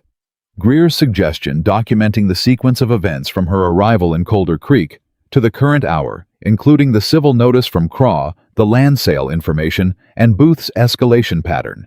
It was the most thorough thing she had ever written, and she wrote it in longhand at a hotel table in the middle of the night with a scraped hand, and she did not rush a word of it. When they were done, Greer had a sealed packet that was now officially in his federal custody. He looked at Eli. "Where will you be at dawn?" "Here," Eli said. "If Craw comes for me, I'm not going to make it look like I'm running. You could go back up the mountain and give Booth the argument that I'm evading." Eli shook his head. "No, I'll be here." Greer nodded once. "I'll be visible when Craw arrives." He paused. "I can't stop an arrest on local charges, but I can make it very clear very publicly that any interference with the evidence I have in custody constitutes obstruction of a federal proceeding." "That'll hold Craw," Eli said. "Whether it holds Booth is a different question." "One problem at a time," Greer said. He stood. He extended his hand to Eli. Eli shook it. Greer looked at Clara. "Get some sleep," he said. "You're going to need to be sharp tomorrow." He went upstairs. Clara and Eli were left in the back room with 2 lamps and the remains of the night's work spread across the table. The quiet between them was different from the quiet in his cabin. That quiet had been the natural quiet of 2 people learning the shape of each other's silences. This quiet had the particular quality of 2 people who have just done something significant together and are standing in the aftermath of it. Eli started stacking the papers that weren't going into Greer's packet. His hands were steady. Everything about him was steady, and Clara understood by now that this wasn't the absence of feeling, it was the presence of a very specific kind of discipline, the kind that a man develops when he's learned that losing control of himself has consequences for other people. "The report that was buried," she said, 14 years ago. "You filed it and someone made it disappear." "Yes," he said. "And you came up here." "I came up here," he agreed. He kept stacking. "I had a wife," he said then, just like that. No preamble. The way he stated most things that mattered to him directly without preparation, like softening the approach to a hard thing, was a dishonesty he couldn't afford. "Her name was Anne. She was in Mill Haven when I filed the report. I thought—" He stopped for a moment. "I thought the professional consequences would be the worst of it. That I'd lose the assessor position. Maybe face some legal trouble from Booth's people claiming the report was improper." Clara set down the cloth she'd been holding against her hand. Her hand had stopped bleeding. She didn't say anything. "Booth sent someone to Mill Haven," Eli said. "Not to hurt her, just to make clear that the territory was a dangerous place for a woman whose husband was making enemies." "She left," Clara said. "She left." He set the last paper on the stack. "I don't blame her for it. I had taken a position that put her in danger, and I hadn't told her I was going to take it. I thought I was doing the right thing, and I did it without her." He paused. "She made the reasonable decision of a person who hadn't signed up for that." Clara looked at him. "And you came up here," she said. "I came up here," he said, "because I couldn't prove what had happened to the report. Because Booth had 14 years of money and connections, and I had copies of documents that weren't enough on their own." He looked at the stacked papers. "And because I didn't trust myself to protect someone again. If staying alone meant no one else got caught in the middle of this." "That's not protection," Clara said quietly. "That's just a different kind of alone." He looked at her. She held the look. "I know that," he said. "Now." The lamp between them flickered in a draft from somewhere and steadied again. "Go to Ruth's," Eli said. "Get a few hours of sleep. I mean that." "What about you?" "I'll sleep here," he said. "Greer's right. I need to be present and visible when Craw comes." Clara stood. She picked up her bag. The broken latch. She stopped at the door. "Eli," she said. "Yes." "When this is over," she said. "When the marshal comes and the evidence is in federal hands and Booth is facing what's coming to him." She paused. "The land my father's debt was used against. What happens to it?" "If the contract is fraudulent, and it is, the land was never legally transferred," Eli said. "It stays in your father's name." He paused. "Or yours if he signs it over." She nodded. "I'd like to stay in Colder Creek," she said. "For a while, until things are settled." She looked at him. "If that's all right." He held her gaze for a moment. "It's all right," he said. She went out into the dark and walked back to Ruth's. Dawn came the way it always did, and Craw came with it. He had 2 deputies and an official expression and a paper that he held in front of him like a shield, which told Clara, watching from Ruth's front window, everything she needed to know about how confident he was in what he was doing. Greer was on the hotel steps. He hadn't gone to bed either. Or if he had, it hadn't been for long because he was pressed and formal, and had his coat buttoned and his official credentials visible at his breast pocket. And when Craw came up the road, Greer came down the hotel steps to meet him on the street level. The town was not yet fully awake, but it was waking up. People appeared in doorways, stopped on the road. The particular human gravity of something official happening in a public place pulled them in. Ruth came to stand behind Clara at the window. "Here we go," Ruth said quietly. Craw stopped in front of Greer. He said something. Greer responded. Clara couldn't hear it from here, but she could read the shape of it. Craw presenting his arrest authority. Greer making the argument she'd constructed with him the night before. Greer stepped aside. Eli came out of the hotel. He came out without being brought out. He walked through the hotel door and down the steps, and he stood on the road in front of Craw and his deputies, with his hands at his sides, and his face giving back nothing that the morning hadn't put there. Craw spoke to him. Eli said something short. Craw reached forward and took him by the arm, and Eli let him, which was the right decision, and also cost something to watch. Clara could tell that from across the street, could see it in the way Eli stood, while it happened, the absolute stillness of a man exercising enormous control. They walked him toward the jail at the end of the street. Greer followed. He was talking the entire time formally, continuously making the argument on the public record, making sure that every person in that street who could hear him understood that the man being walked to the jail was a federal witness whose evidence was in federal custody, and that any interference with that evidence or that witness was, the word obstruction carried across the morning air clearly. People heard it. Clara saw them hear it. She went to get her jacket. She was at the jail within 10 minutes. Greer was outside. He turned when she arrived, and she saw in his face something she hadn't expected. Not distress exactly, but the look of a man who has just learned something and is recalibrating. "What?" she said. "The charge," Greer said. "It's not obstruction. It's not trespassing." "What is it?" "Fraud," Greer said. She stared at him. "Craw is charging Eli with filing a fraudulent assessor report 14 years ago," Greer said. "Booth is claiming that the ledger copies are forgeries, that Eli created them after the fact to frame Booth, that the original assessor report was dismissed because it was found to be falsified." The world shifted slightly. Clara made herself stand still in it. "That's..." She stopped. "It's the mirror," Greer said. "He's taken Eli's evidence and reflected it back as the crime. If it gets any traction at all, if Craw can hold Eli long enough on that charge for Booth to file the motion." "Ambrose," Clara said. "Ambrose Yates was there when the original report was filed. He's a county clerk.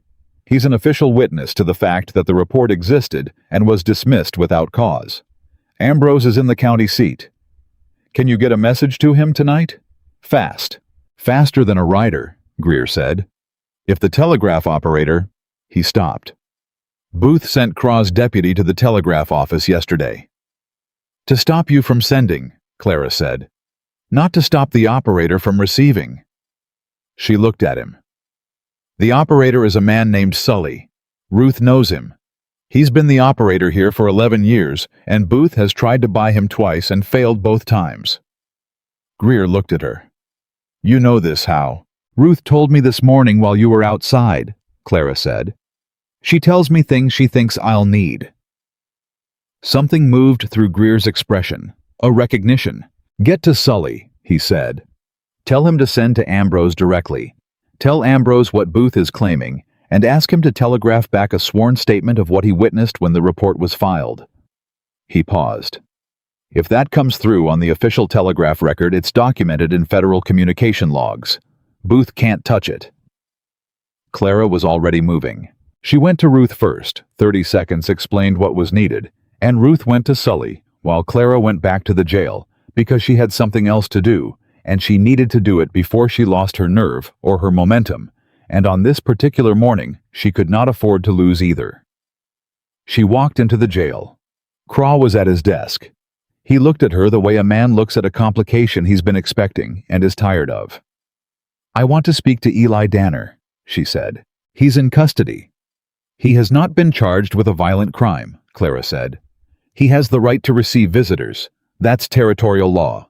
Sheriff, and I suspect even you know it." Craw's jaw moved. He stood. He walked her to the back. Eli was in the second cell. He was sitting on the bench with his forearms on his knees, and when Clara came to the bars, he looked up, and the first thing she saw in his face was not worry. It was the calculation of a man working the problem. Good, she thought. Stay in that. She spoke low and fast through the bars. She told him about the fraud charge, about the mirror strategy, about Ambrose and Sully, and the telegraph. She told him everything in 2 minutes and 40 seconds, which was the amount of time she estimated Craw would give her before he came back. Eli listened without interrupting. When she finished, he said, "The original report. Ambrose saw it filed. But there's someone else who saw it." "Who?" "A man named Treese," Eli said. "He was the senior assessor at the time. He countersigned the report before it was submitted." He looked at her steadily. "I don't know where Treese is now. But if he's findable—" "2 witnesses," Clara said. "2 witnesses who saw the original report submitted." "Booth can attack 1 witness," Eli said. 2 is harder." He paused. "Ambrose would know where Treese went." "I'll tell Greer," she said. Craw's boots on the floor behind her. "Time's up," Craw said. Clara looked at Eli through the bars. He looked back at her. "Clara," he said. "I know," she said. "I'm going." She turned. She walked past Craw without looking at him and out through the front door and into the morning. The telegram from Ambrose arrived at 3 in the afternoon. Sully brought it to Greer personally, walking across the street from the telegraph office with the paper in his hand and the expression of a man who is doing something quiet and important and knows it. Clara was with Greer when it arrived. They read it together. Ambrose had written it the way the best clerks write sworn statements, concise, specific, every date and document reference precise. "I, Ambrose Yates, County Clerk, do hereby attest that on September 14, 1868, I received and logged Assessor's Report, number 114-A, authored by Federal Land Assessor Eli Danner, countersigned by Senior Assessor Warren Treese. Said report was officially entered in the county record. On September 21, 1868, said report was removed from the county record by order of Regional Director Caleb Morrow, without cause stated. Director Morrow resigned his position 11 days later. Warren Treese now resides in Fort Bridger, currently employed as surveyor for the Territorial Land Office." Greer read it twice. He looked at Clara. "Morrow," he said. "Do you know him?" "I know of him," Greer said. "He went into private land consulting after he resigned." He paused. "He consults for Harlan Booth." Clara felt the full architecture of it settle into place at once. Booth hadn't just buried the report. He'd had the regional director of the assessor's office in his pocket for at least 14 years. Morrow had suppressed the report on Booth's order. That was why Eli had never been able to prove the burial, because the man who did it had the authority to make it look like procedure. "Morrow," she said. "Is he in the territory?" "I don't know," Greer said. "But if he is—" He stopped. "He's the connection," Clara said, "between Booth and the federal office. If you can establish that Morrow acted on Booth's direction." "It's not fraud anymore," Greer said. "It's conspiracy to obstruct federal process." He looked at her. "That's not a territorial matter. That goes to the Federal Circuit Court." "Booth doesn't have anyone in the Federal Circuit Court," Clara said. Greer shook his head slowly. "No, he doesn't." The afternoon light through the window fell across the telegram on the table between them. "Telegraph Fort Bridger," Clara said. Treese needs to know what's happening, if he can provide a corroborating statement. I'm already thinking it, Greer said. He reached for the paper. He stopped. Miss Ashford, he said. He looked at her with a directness that had something else in it. I have to ask you something. She waited. When you came to Colder Creek, he said, when you were on that stage with one bag and nowhere to go, did you know any of this was going to happen? She looked at him. I knew my father's debt was wrong, she said. I knew the contract was coerced. I knew I was going to fight it. She paused. I did not know about Eli Danner. I did not know about Morrow. I did not know about a 14-year-old buried report, or a land sale, or a federal conspiracy. She held his gaze. I just knew I wasn't going to be delivered. Greer looked at her for a moment. He picked up his pen. No, he said quietly. I don't suppose you were. He began to write. The deputy marshal rode into Colder Creek 2 days later. Not 3. 2. He came with 2 federal deputies and a formal investigative authority signed by the circuit court judge in the county seat. And he came because Greer's dispatch had been read by a man who had been looking for a reason to look at Harlan Booth for longer than Clara had been alive. His name was Marshal Cord Devon, and he was 55 years old, and he had the particular face of a man who has spent 3 decades watching powerful people do illegal things and has never once stopped being angry about it. He went to the jail first. He walked out with Eli Danner 20 minutes later. Eli came out into the afternoon light, and he stood on the road, and he didn't do anything dramatic. He didn't look toward Booth's office or make any gesture of satisfaction. He just stood there for a moment breathing the open air, and then he looked across the street and found Clara standing in front of Ruth's boarding house. And he looked at her the way a man looks at the person who is the reason he's standing where he's standing. Steady. Total. Without artifice. She looked back at him the same way.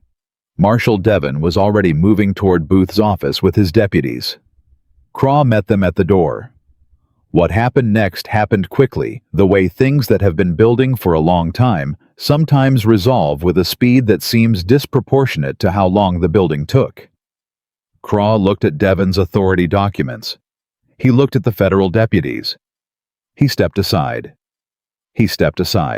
20 years of Harlan Booth's certainty that the sheriff's badge in this town was his to direct, and the man wearing it stepped aside in under 10 seconds when federal authority showed up and made the actual weight of the law clear.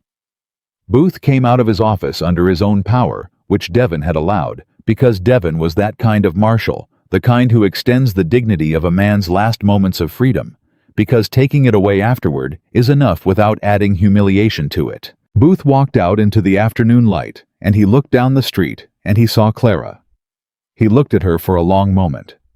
She didn't look away. She held his gaze, and she thought about her father in the house in Millhaven, and Margaret Howell, who had been a schoolteacher, and had left the territory, and the woman before her, and whoever had come before that, all the people who hadn't had enough ground under them to fight. Booth looked at her. Then he looked away. The deputies walked him toward the federal staging area. Walt was standing next to Clara.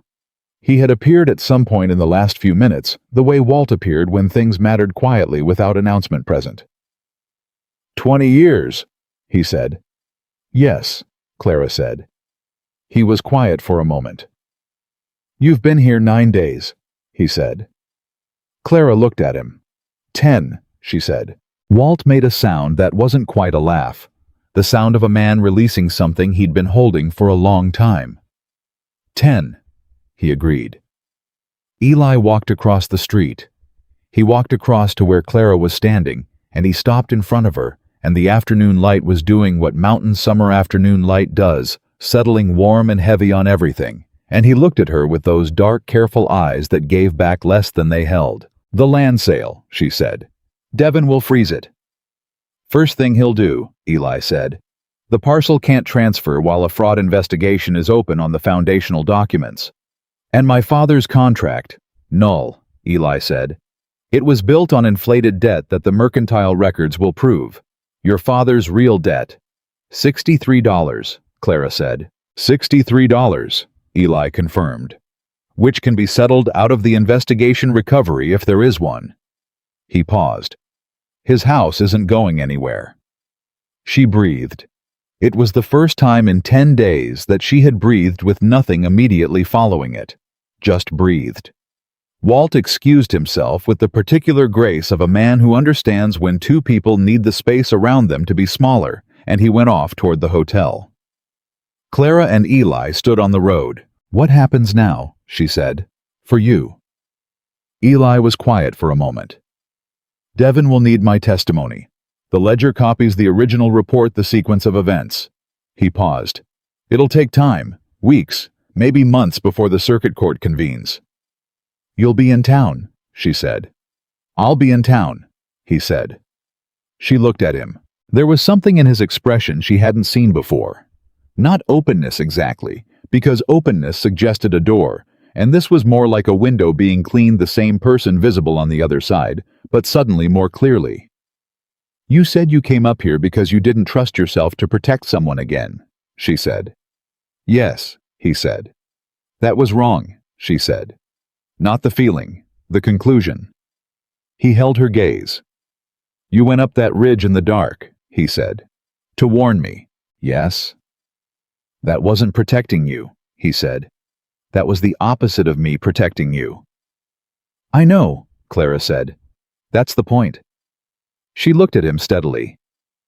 "I'm not someone who needs to be protected from the dark. I need someone who will climb the ridge next to me when it matters." Something in him shifted. Deep. Quiet. The way things shift in a man when a truth arrives that he's been circling for a long time and finally stops moving away from. He didn't say anything. He didn't need to. Clara picked up her bag from where she'd set it against the boarding house wall. The broken latch. Eli reached out and took the bag from her hand. Not possessively. Practically. The way a person carries something for someone who has been carrying it alone long enough. She let him. They walked down the road together in the late afternoon, and the mountains were enormous on every side, and the summer light was doing everything. Summer light in mountain country knows how to do, and Colder Creek was settling back into whatever it was going to become. Now that the thing that had been wrong with it for 20 years had just been walked out of it in federal custody. That night, for the first time since Millhaven, Clara slept without anything following her into it. The weeks that followed Booth's arrest were not quiet. Clara had expected some version of quiet, the relief of a thing resolved, the gradual settling of tension, the way heat leaves a room slowly after the fire goes out. What she got instead was the sustained, complicated work of aftermath, which turned out to be its own kind of battle, fought on different terrain, with different weapons, but requiring just as much from her as the first 10 days had. Marshal Devin stayed in Colder Creek for 6 days. He interviewed everyone. Clara, Eli, Walt, Greer, Ruth, Sully, the telegraph operator. He interviewed Craw, who sat across from him in the hotel back room, and answered questions in the careful way of a man calculating exactly how much cooperation would help him and how much honesty would hurt him. He interviewed 3 of the town council members and 2 of Booth's former ranch hands and the Reverend, who spent 40 minutes explaining the theological framework within which he had believed himself to be acting in good conscience, and left looking considerably less certain about that framework than when he'd arrived. Clara gave her testimony on the second day. She sat across from Devin and a federal recorder, and she told the whole story from the stage in Millhaven to the road outside the jail, and she told it the way she'd told everything in the last 10 days, in order without editorializing every fact level with the next. It took 2 hours. When she finished, Devin looked at his recorder and then back at her. "Miss Ashford," he said, "in your estimation, how many people in this town knew what Booth was doing?" Clara thought about that carefully. "I think most people knew something was wrong," she said. "I think very few people knew the full scope of it, and I think the people who knew the most were also the people with the least ability to act on that knowledge without losing everything." She paused. "That's how it works, isn't it? He didn't need everyone to be corrupt. He just needed the right people to be afraid." Devin looked at her for a moment. "Yes," he said. "That's how it works." He wrote something in his notes. "One more question," he said. The assessor's report that was buried 14 years ago. If it had gone forward at the time, if Morrow hadn't suppressed it, what do you think would have happened? Clara looked at the table. She thought about Eli on the mountain for 14 years. About Anne, who had made the reasonable decision of a person who hadn't signed up for what her husband was doing. About Margaret Howell, the school teacher who left the territory and went somewhere no one in Colder Creek knew. I think fewer people would have lost things they couldn't get back, she said. Devon nodded. He closed his notebook. Thank you, Miss Ashford, he said. Eli's testimony took most of the third day. Clara didn't hear it. She wasn't in the room, but she saw him come out of the hotel in the late afternoon, and she could read the particular exhaustion on him that comes not from physical effort, but from the sustained work of being precise about painful things for an extended period of time. He came to where she was sitting on the bench in front of Ruth's. He sat down next to her, not close enough to be remarkable, close enough to be present. How was it? She said. Long, he said. Did he understand the ledgers? Devon's sharper than he looks, Eli said. He'd already cross-referenced 3 of the accounts with county records before I got there. He leaned his forearms on his knees. He asked me about Morrow. What did you tell him? Everything I knew, Eli said, which isn't enough to charge Morrow on its own, but combined with Ambrose's telegram and the timing of Morrow's resignation. He paused. Devon thinks Morrow will talk, when it becomes clear that the alternative is being charged alongside Booth. Will he? Men like Morrow, Eli said. Always think the person above them on the chain is the real criminal, and they're just someone who made unfortunate decisions under pressure. He looked at his hands. He'll talk. Clara watched the road. A woman was crossing it with 2 children hurrying them along, and the children were doing what children always do, finding 3 things to be distracted by for every 2 steps forward. The land, Clara said. Devon said it stays frozen until the circuit court convenes. Yes. And my father's debt is formally disputed pending the investigation. The $63 can be paid to the county clerk as a good faith resolution, Eli said. I already spoke to Devon about it. The county will hold it in escrow and issue your father a clear debt resolution certificate when the case closes. Clara turned to look at him. You talked to Devon about my father's debt. Yesterday, Eli said. Before my testimony. She looked at him. He was looking at the road. You didn't tell me, she said. I wasn't sure it would work, he said. I didn't want to tell you something was possible and then have it not be. Clara was quiet for a moment. That, she said, is the most careful thing anyone has ever done for me. He glanced at her, the sideways look of a man who doesn't quite know what to do with that. It's a practical arrangement, he said. Eli, she said. He looked at her. Thank you, she said. He held her gaze for one moment, then he looked back at the road, but his shoulders had changed. Something in them had let go of something. You're welcome, he said. Schwed. The first real twist came on day 4, when Devon received a telegraph from the county seat. He came to find Clara at Ruth's, which told her before he said a word that it was something that involved her specifically, and he handed her the telegraph with the directness of a man who delivers information plainly because he respects the person receiving it enough not to cushion it. She read it. She read it twice. Her father had collapsed, not from Booth's interference, not from any external pressure. His heart, which had been weak for 3 years, had simply done what weak hearts eventually do. Mrs. Hooper had found him that morning and gotten the doctor, and the doctor said he was stable. But the word stable had a particular fragility when applied to a 63-year-old man with a compromised heart, and Clara knew what stable meant in that context better than the doctor's telegram implied he thought she did. She set the telegraph down. Devon was watching her.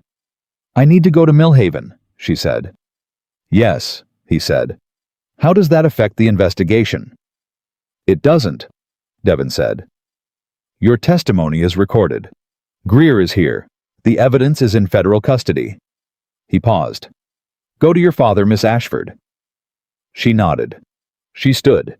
She was already calculating the stage to Millhaven left from the county seat, and the county seat was a day's ride, and the next stage was day after tomorrow. "I have a horse," Eli said.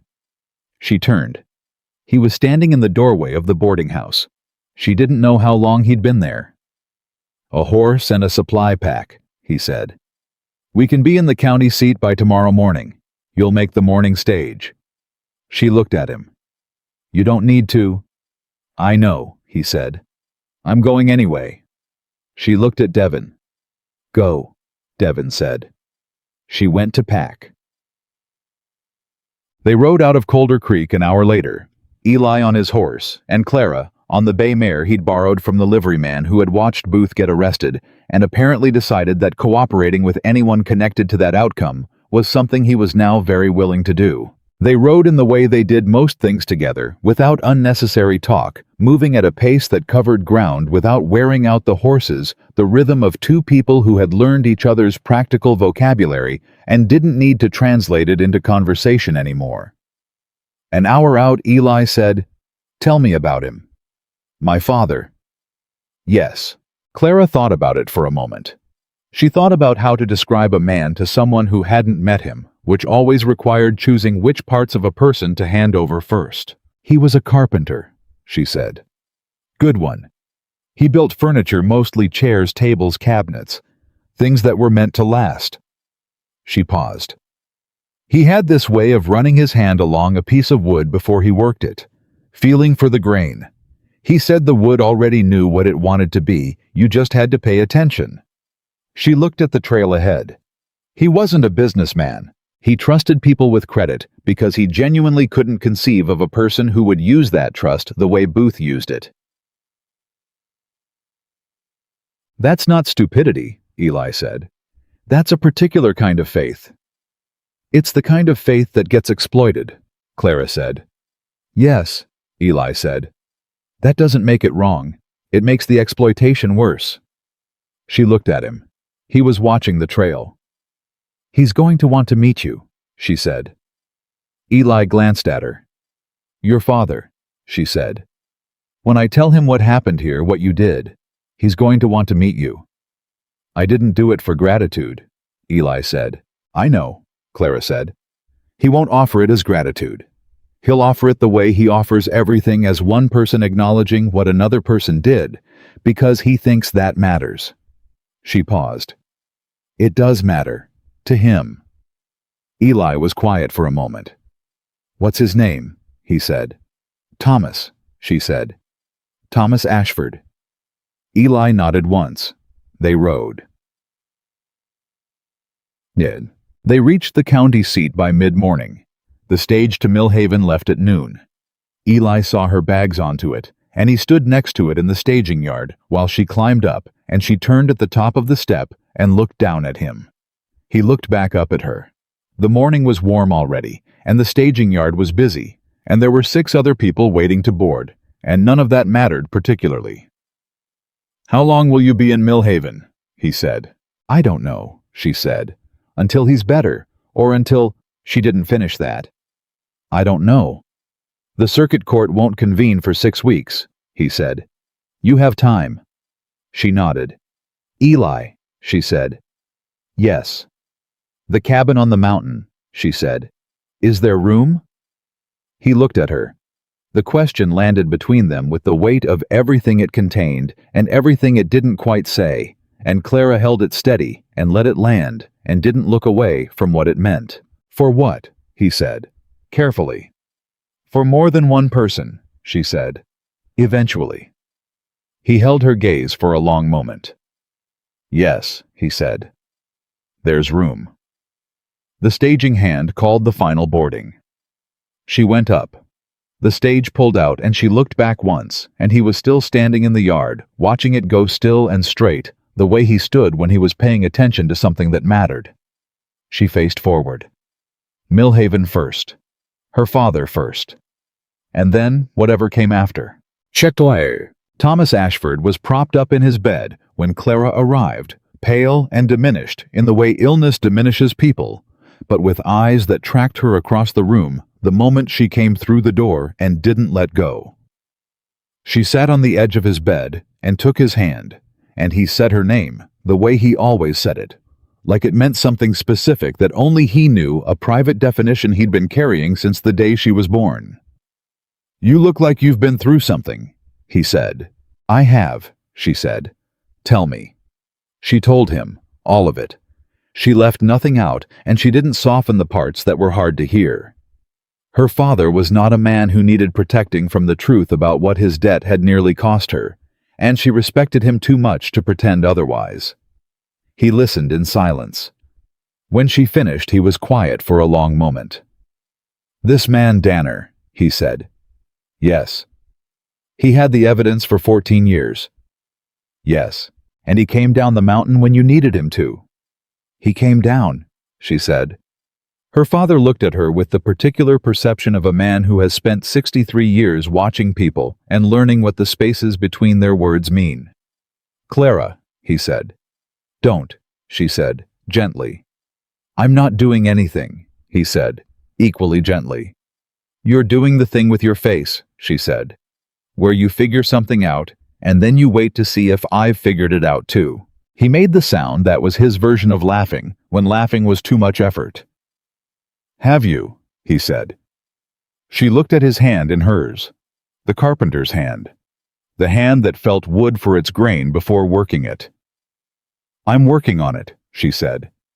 He squeezed her hand once. "Good," he said. He slept. She stayed. The days in Millhaven moved differently than the days in Colder Creek. There was no urgency of the kind she'd been living in. No dispatch to send, no trail to climb, no timeline measured in days before a powerful man could do irreversible damage. Just the quiet, demanding work of being present with a sick person, the medicine times and the meal times, and the small hourly victories of a man choosing to stay in the world because the person who mattered most to him was sitting in his room asking him to. Her father got better. Not dramatically. Not in the way stories sometimes let people recover sudden clarity, a turning point, a morning when everything changed. He got better. The way old men get better, when they have something to get better for, gradually, stubbornly, one day at a time, complaining the whole way about the medicine and the diet and the amount of time he was required to spend horizontal. Clara was glad for every complaint. A man who complains is a man who's still in the game. On the 5th day, a letter arrived from Colder Creek. It was from Eli. It was short. 3 paragraphs. The first told her that Devon had received a response from Fort Bridger Warren Treese, had provided a written corroborating statement, confirming that the original assessor report had been filed and countersigned, and that its subsequent removal from county records had been the subject of an internal inquiry that was itself then suppressed. The second paragraph told her that Morrow had done exactly what Eli had predicted. Faced with the combined weight of Treese's statement, Ambrose's telegram, and Devon's authority, he had provided a full account of his arrangement with Booth in exchange for reduced charges. The third paragraph said, "The $63 has been paid to the county clerk. Your father's debt resolution certificate will be issued when the case closes. I thought you'd want to know as soon as possible."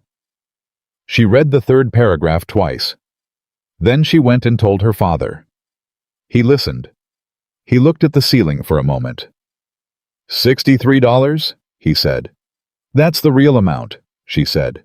"What you actually owed." He was quiet. "I thought it was $340, he said. "I thought for 3 years I thought I owed that man $340, and I couldn't figure out how it had gotten that high, and I kept thinking I'd made some mistake in the account somewhere." His voice was the voice of a man setting down something very heavy. "I went over those books 100 times. "There was no mistake," Clara said. "He added the rest, after." Her father closed his eyes. She sat next to him and didn't say anything for a moment. "Dad," she said. "I'm all right," he said. He opened his eyes. He looked at the ceiling. 3 years, he said. 3 years I believed I was the reason." He paused. "That's what he was actually selling. Not a debt. A story about your own incompetence that you believe because you're too ashamed to question it." "Yes," Clara said. "Smart," he said. The word had an edge. "Cruel and smart." Both, she said. He looked at her. And he's in federal custody. He will be, she said, when the circuit court convenes. And the man who kept the evidence for 14 years, her father said, because he knew the day would come when it mattered enough. Yes. I want to meet him, he said. Clara looked at her hands. I know, she said. She wrote back to Eli that evening. She wrote it the way he wrote things, without extra weight, with the information that mattered, and the space around it to mean something. My father is recovering. Morrow's cooperation changes everything. Devin will have what he needs for the circuit court. My father knows about the $63. He said to tell you that a man who waited 14 years to do the right thing is a man whose patience has earned its outcome. She paused. She wrote the next part. He wants to meet you. I told him I thought that could be arranged. I'll be back in Colder Creek before the circuit court convenes. There are things I want to talk to you about that don't belong in a letter. She signed it Clara. She sent it. She went to check on her father and found him asleep with a copy of a furniture catalog open on his chest, which meant he was already thinking about what he was going to build next, and that told her everything she needed to know about his direction of travel. She went to bed. She dreamed about the mountain. The letter she got back 3 days later was longer than any letter Eli had written her. Not long by most measures, but long for him, which meant something. He told her about Devin's departure. He told her that Greer had stayed on through the first stage of the investigation and would return when the circuit court convened.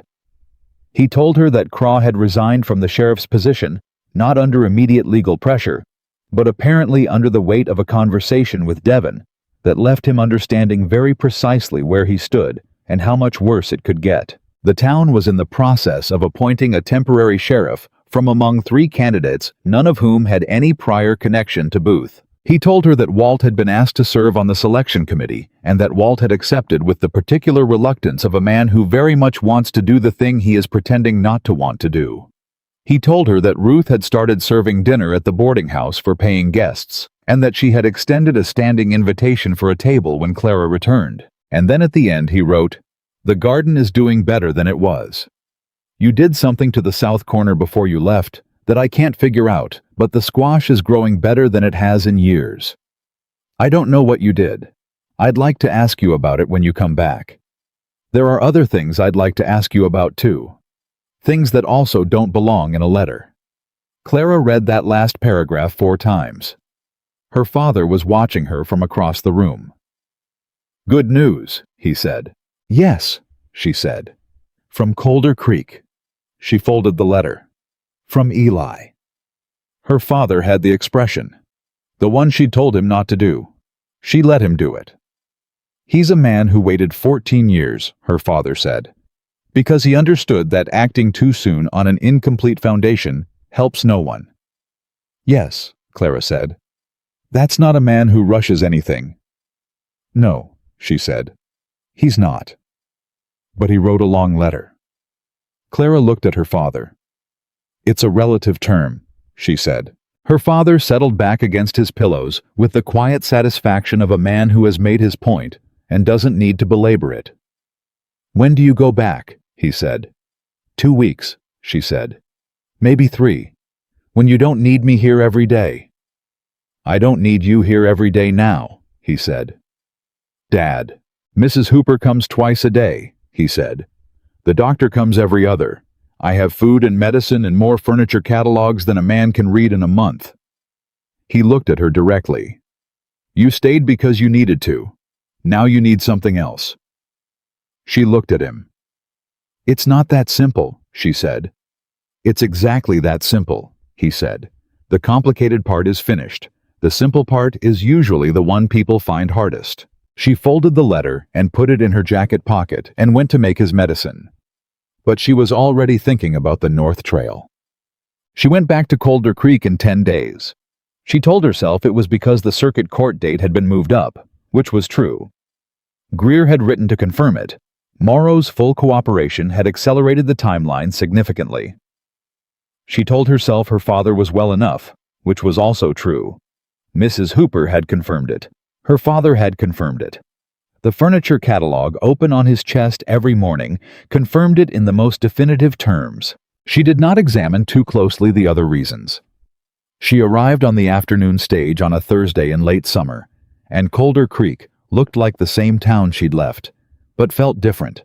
The specific feeling of a place that has had something removed from it, that had been weighing on it for a long time. A lightness in the way people moved on the street that she couldn't have described precisely, but recognized immediately. Walt was at the stage stop. He was not there to meet the stage generally. He was there to meet her specifically, which she could tell by the way he was standing, the deliberate, unhurried stance of a man who came somewhere on purpose. He tipped his hat. "Miss Ashford," he said. "Walt," she said. "How is he?" Walt almost smiled. "Working," he said. "Been working since Devon left. Fixed the fence along the south property line.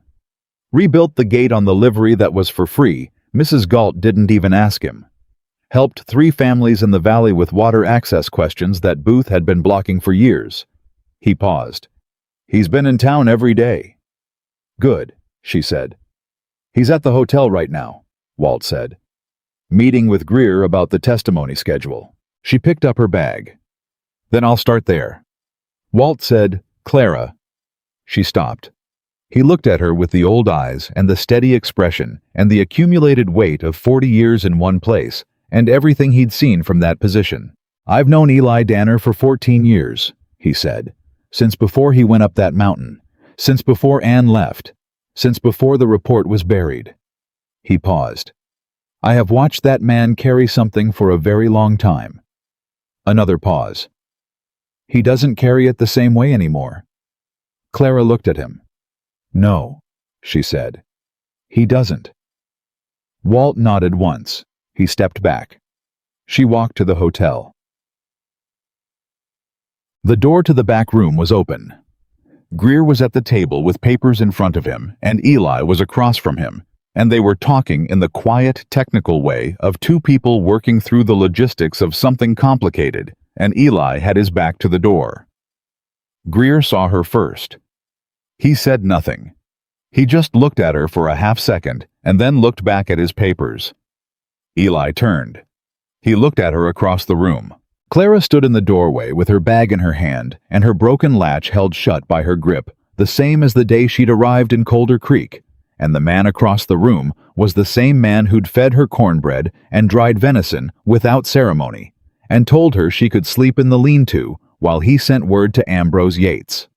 Except nothing was the same, because that was 10 days before she climbed the East Ridge in the dark. 10 days before she stood at the bars of a jail cell and told him everything in 2 minutes and 40 seconds. 10 days before they walked off a mountain together with evidence in a saddlebag and federal law coming down the road behind them.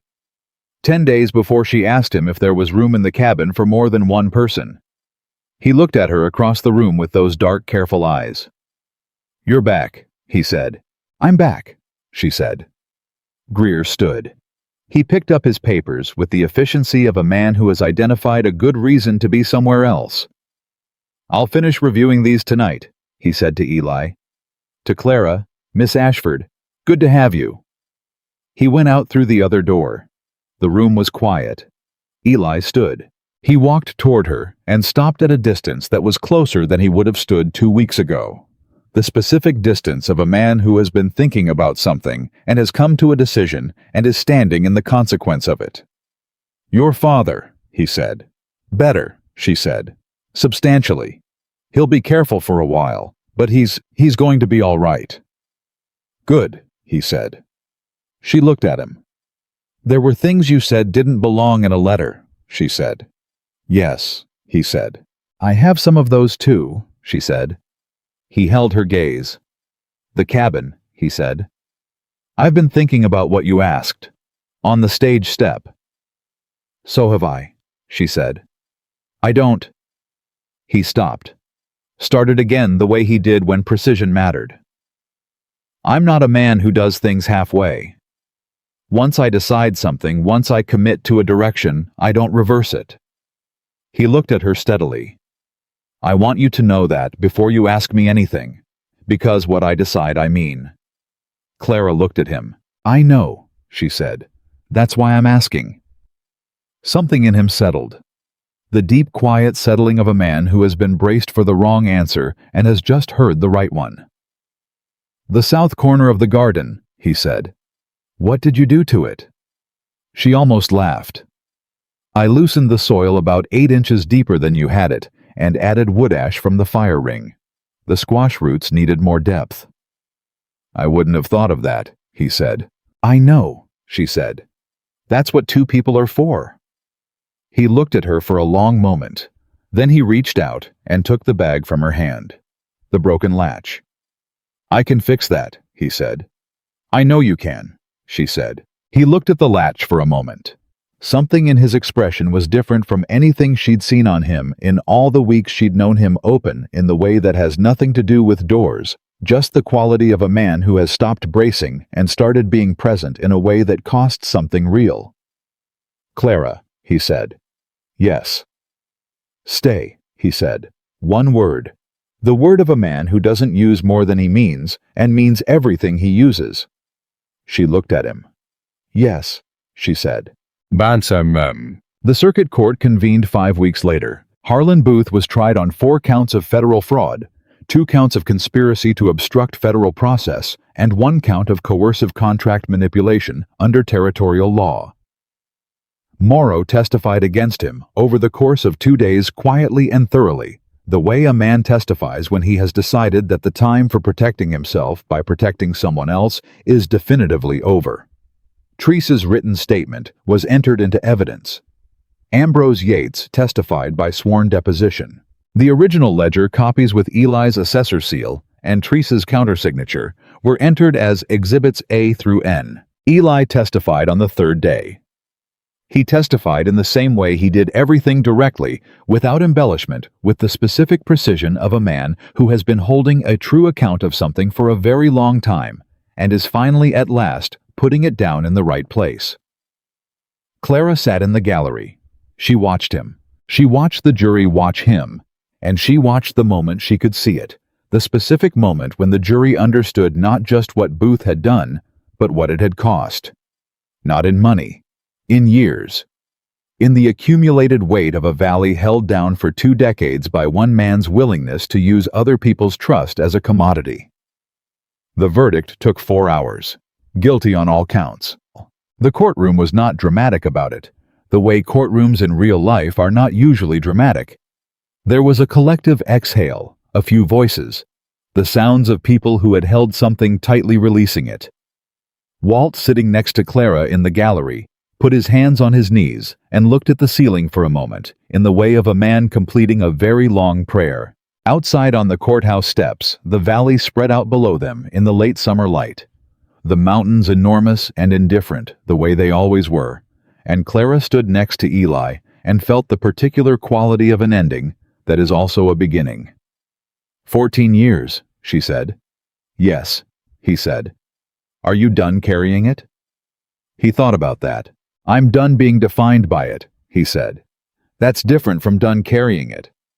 He looked at her. Some things you carry differently, not lighter, just differently. She understood that. She took his hand. He looked at their hands. Then he held on. They married in October. Ruth hosted the dinner. Walt stood with Eli because there was no one else Eli would have asked, and no one else Walt would have wanted to be. Clara's father came from Millhaven 3 days' travel, which he made without complaint, and arrived looking better than she'd expected, and worse than he pretended, and he walked her in with the hand of a carpenter, steady and warm. And when he stood next to her in front of the Reverend, not the same Reverend, the new one, who had arrived in September without any prior connection to Booth and seemed genuinely surprised by how interesting a town he'd landed in her father's hand, had the slight tremor of emotion that he would deny until his dying day. Eli stood at the front and watched her come toward him with the expression that she had learned to read by then, the one that looked like nothing to people who didn't know him and meant everything to the people who did. The ceremony was short. The dinner was long. Walt told a story about Eli from 12 years ago that made the table laugh and made Eli look at the ceiling with the patience of a man accepting the terms of friendship. Later, when the dinner was over and the guests had gone and the night had settled over Colder Creek, Clara and Eli sat on the steps of Ruth's boarding house because the North Trail in October was a different matter than in summer, and they would go up in the morning, and the stars over the mountains were doing everything high country stars know how to do. Clara had the journal in her lap, the one she'd had since Millhaven. She opened it to the first page she'd written in the night she arrived. I did not come this far to be delivered. Below it, the second line written in the lean-to on the mountain. He didn't ask why I was fighting. He just asked what I needed to fight with. She turned to a blank page at the back. She wrote one more line.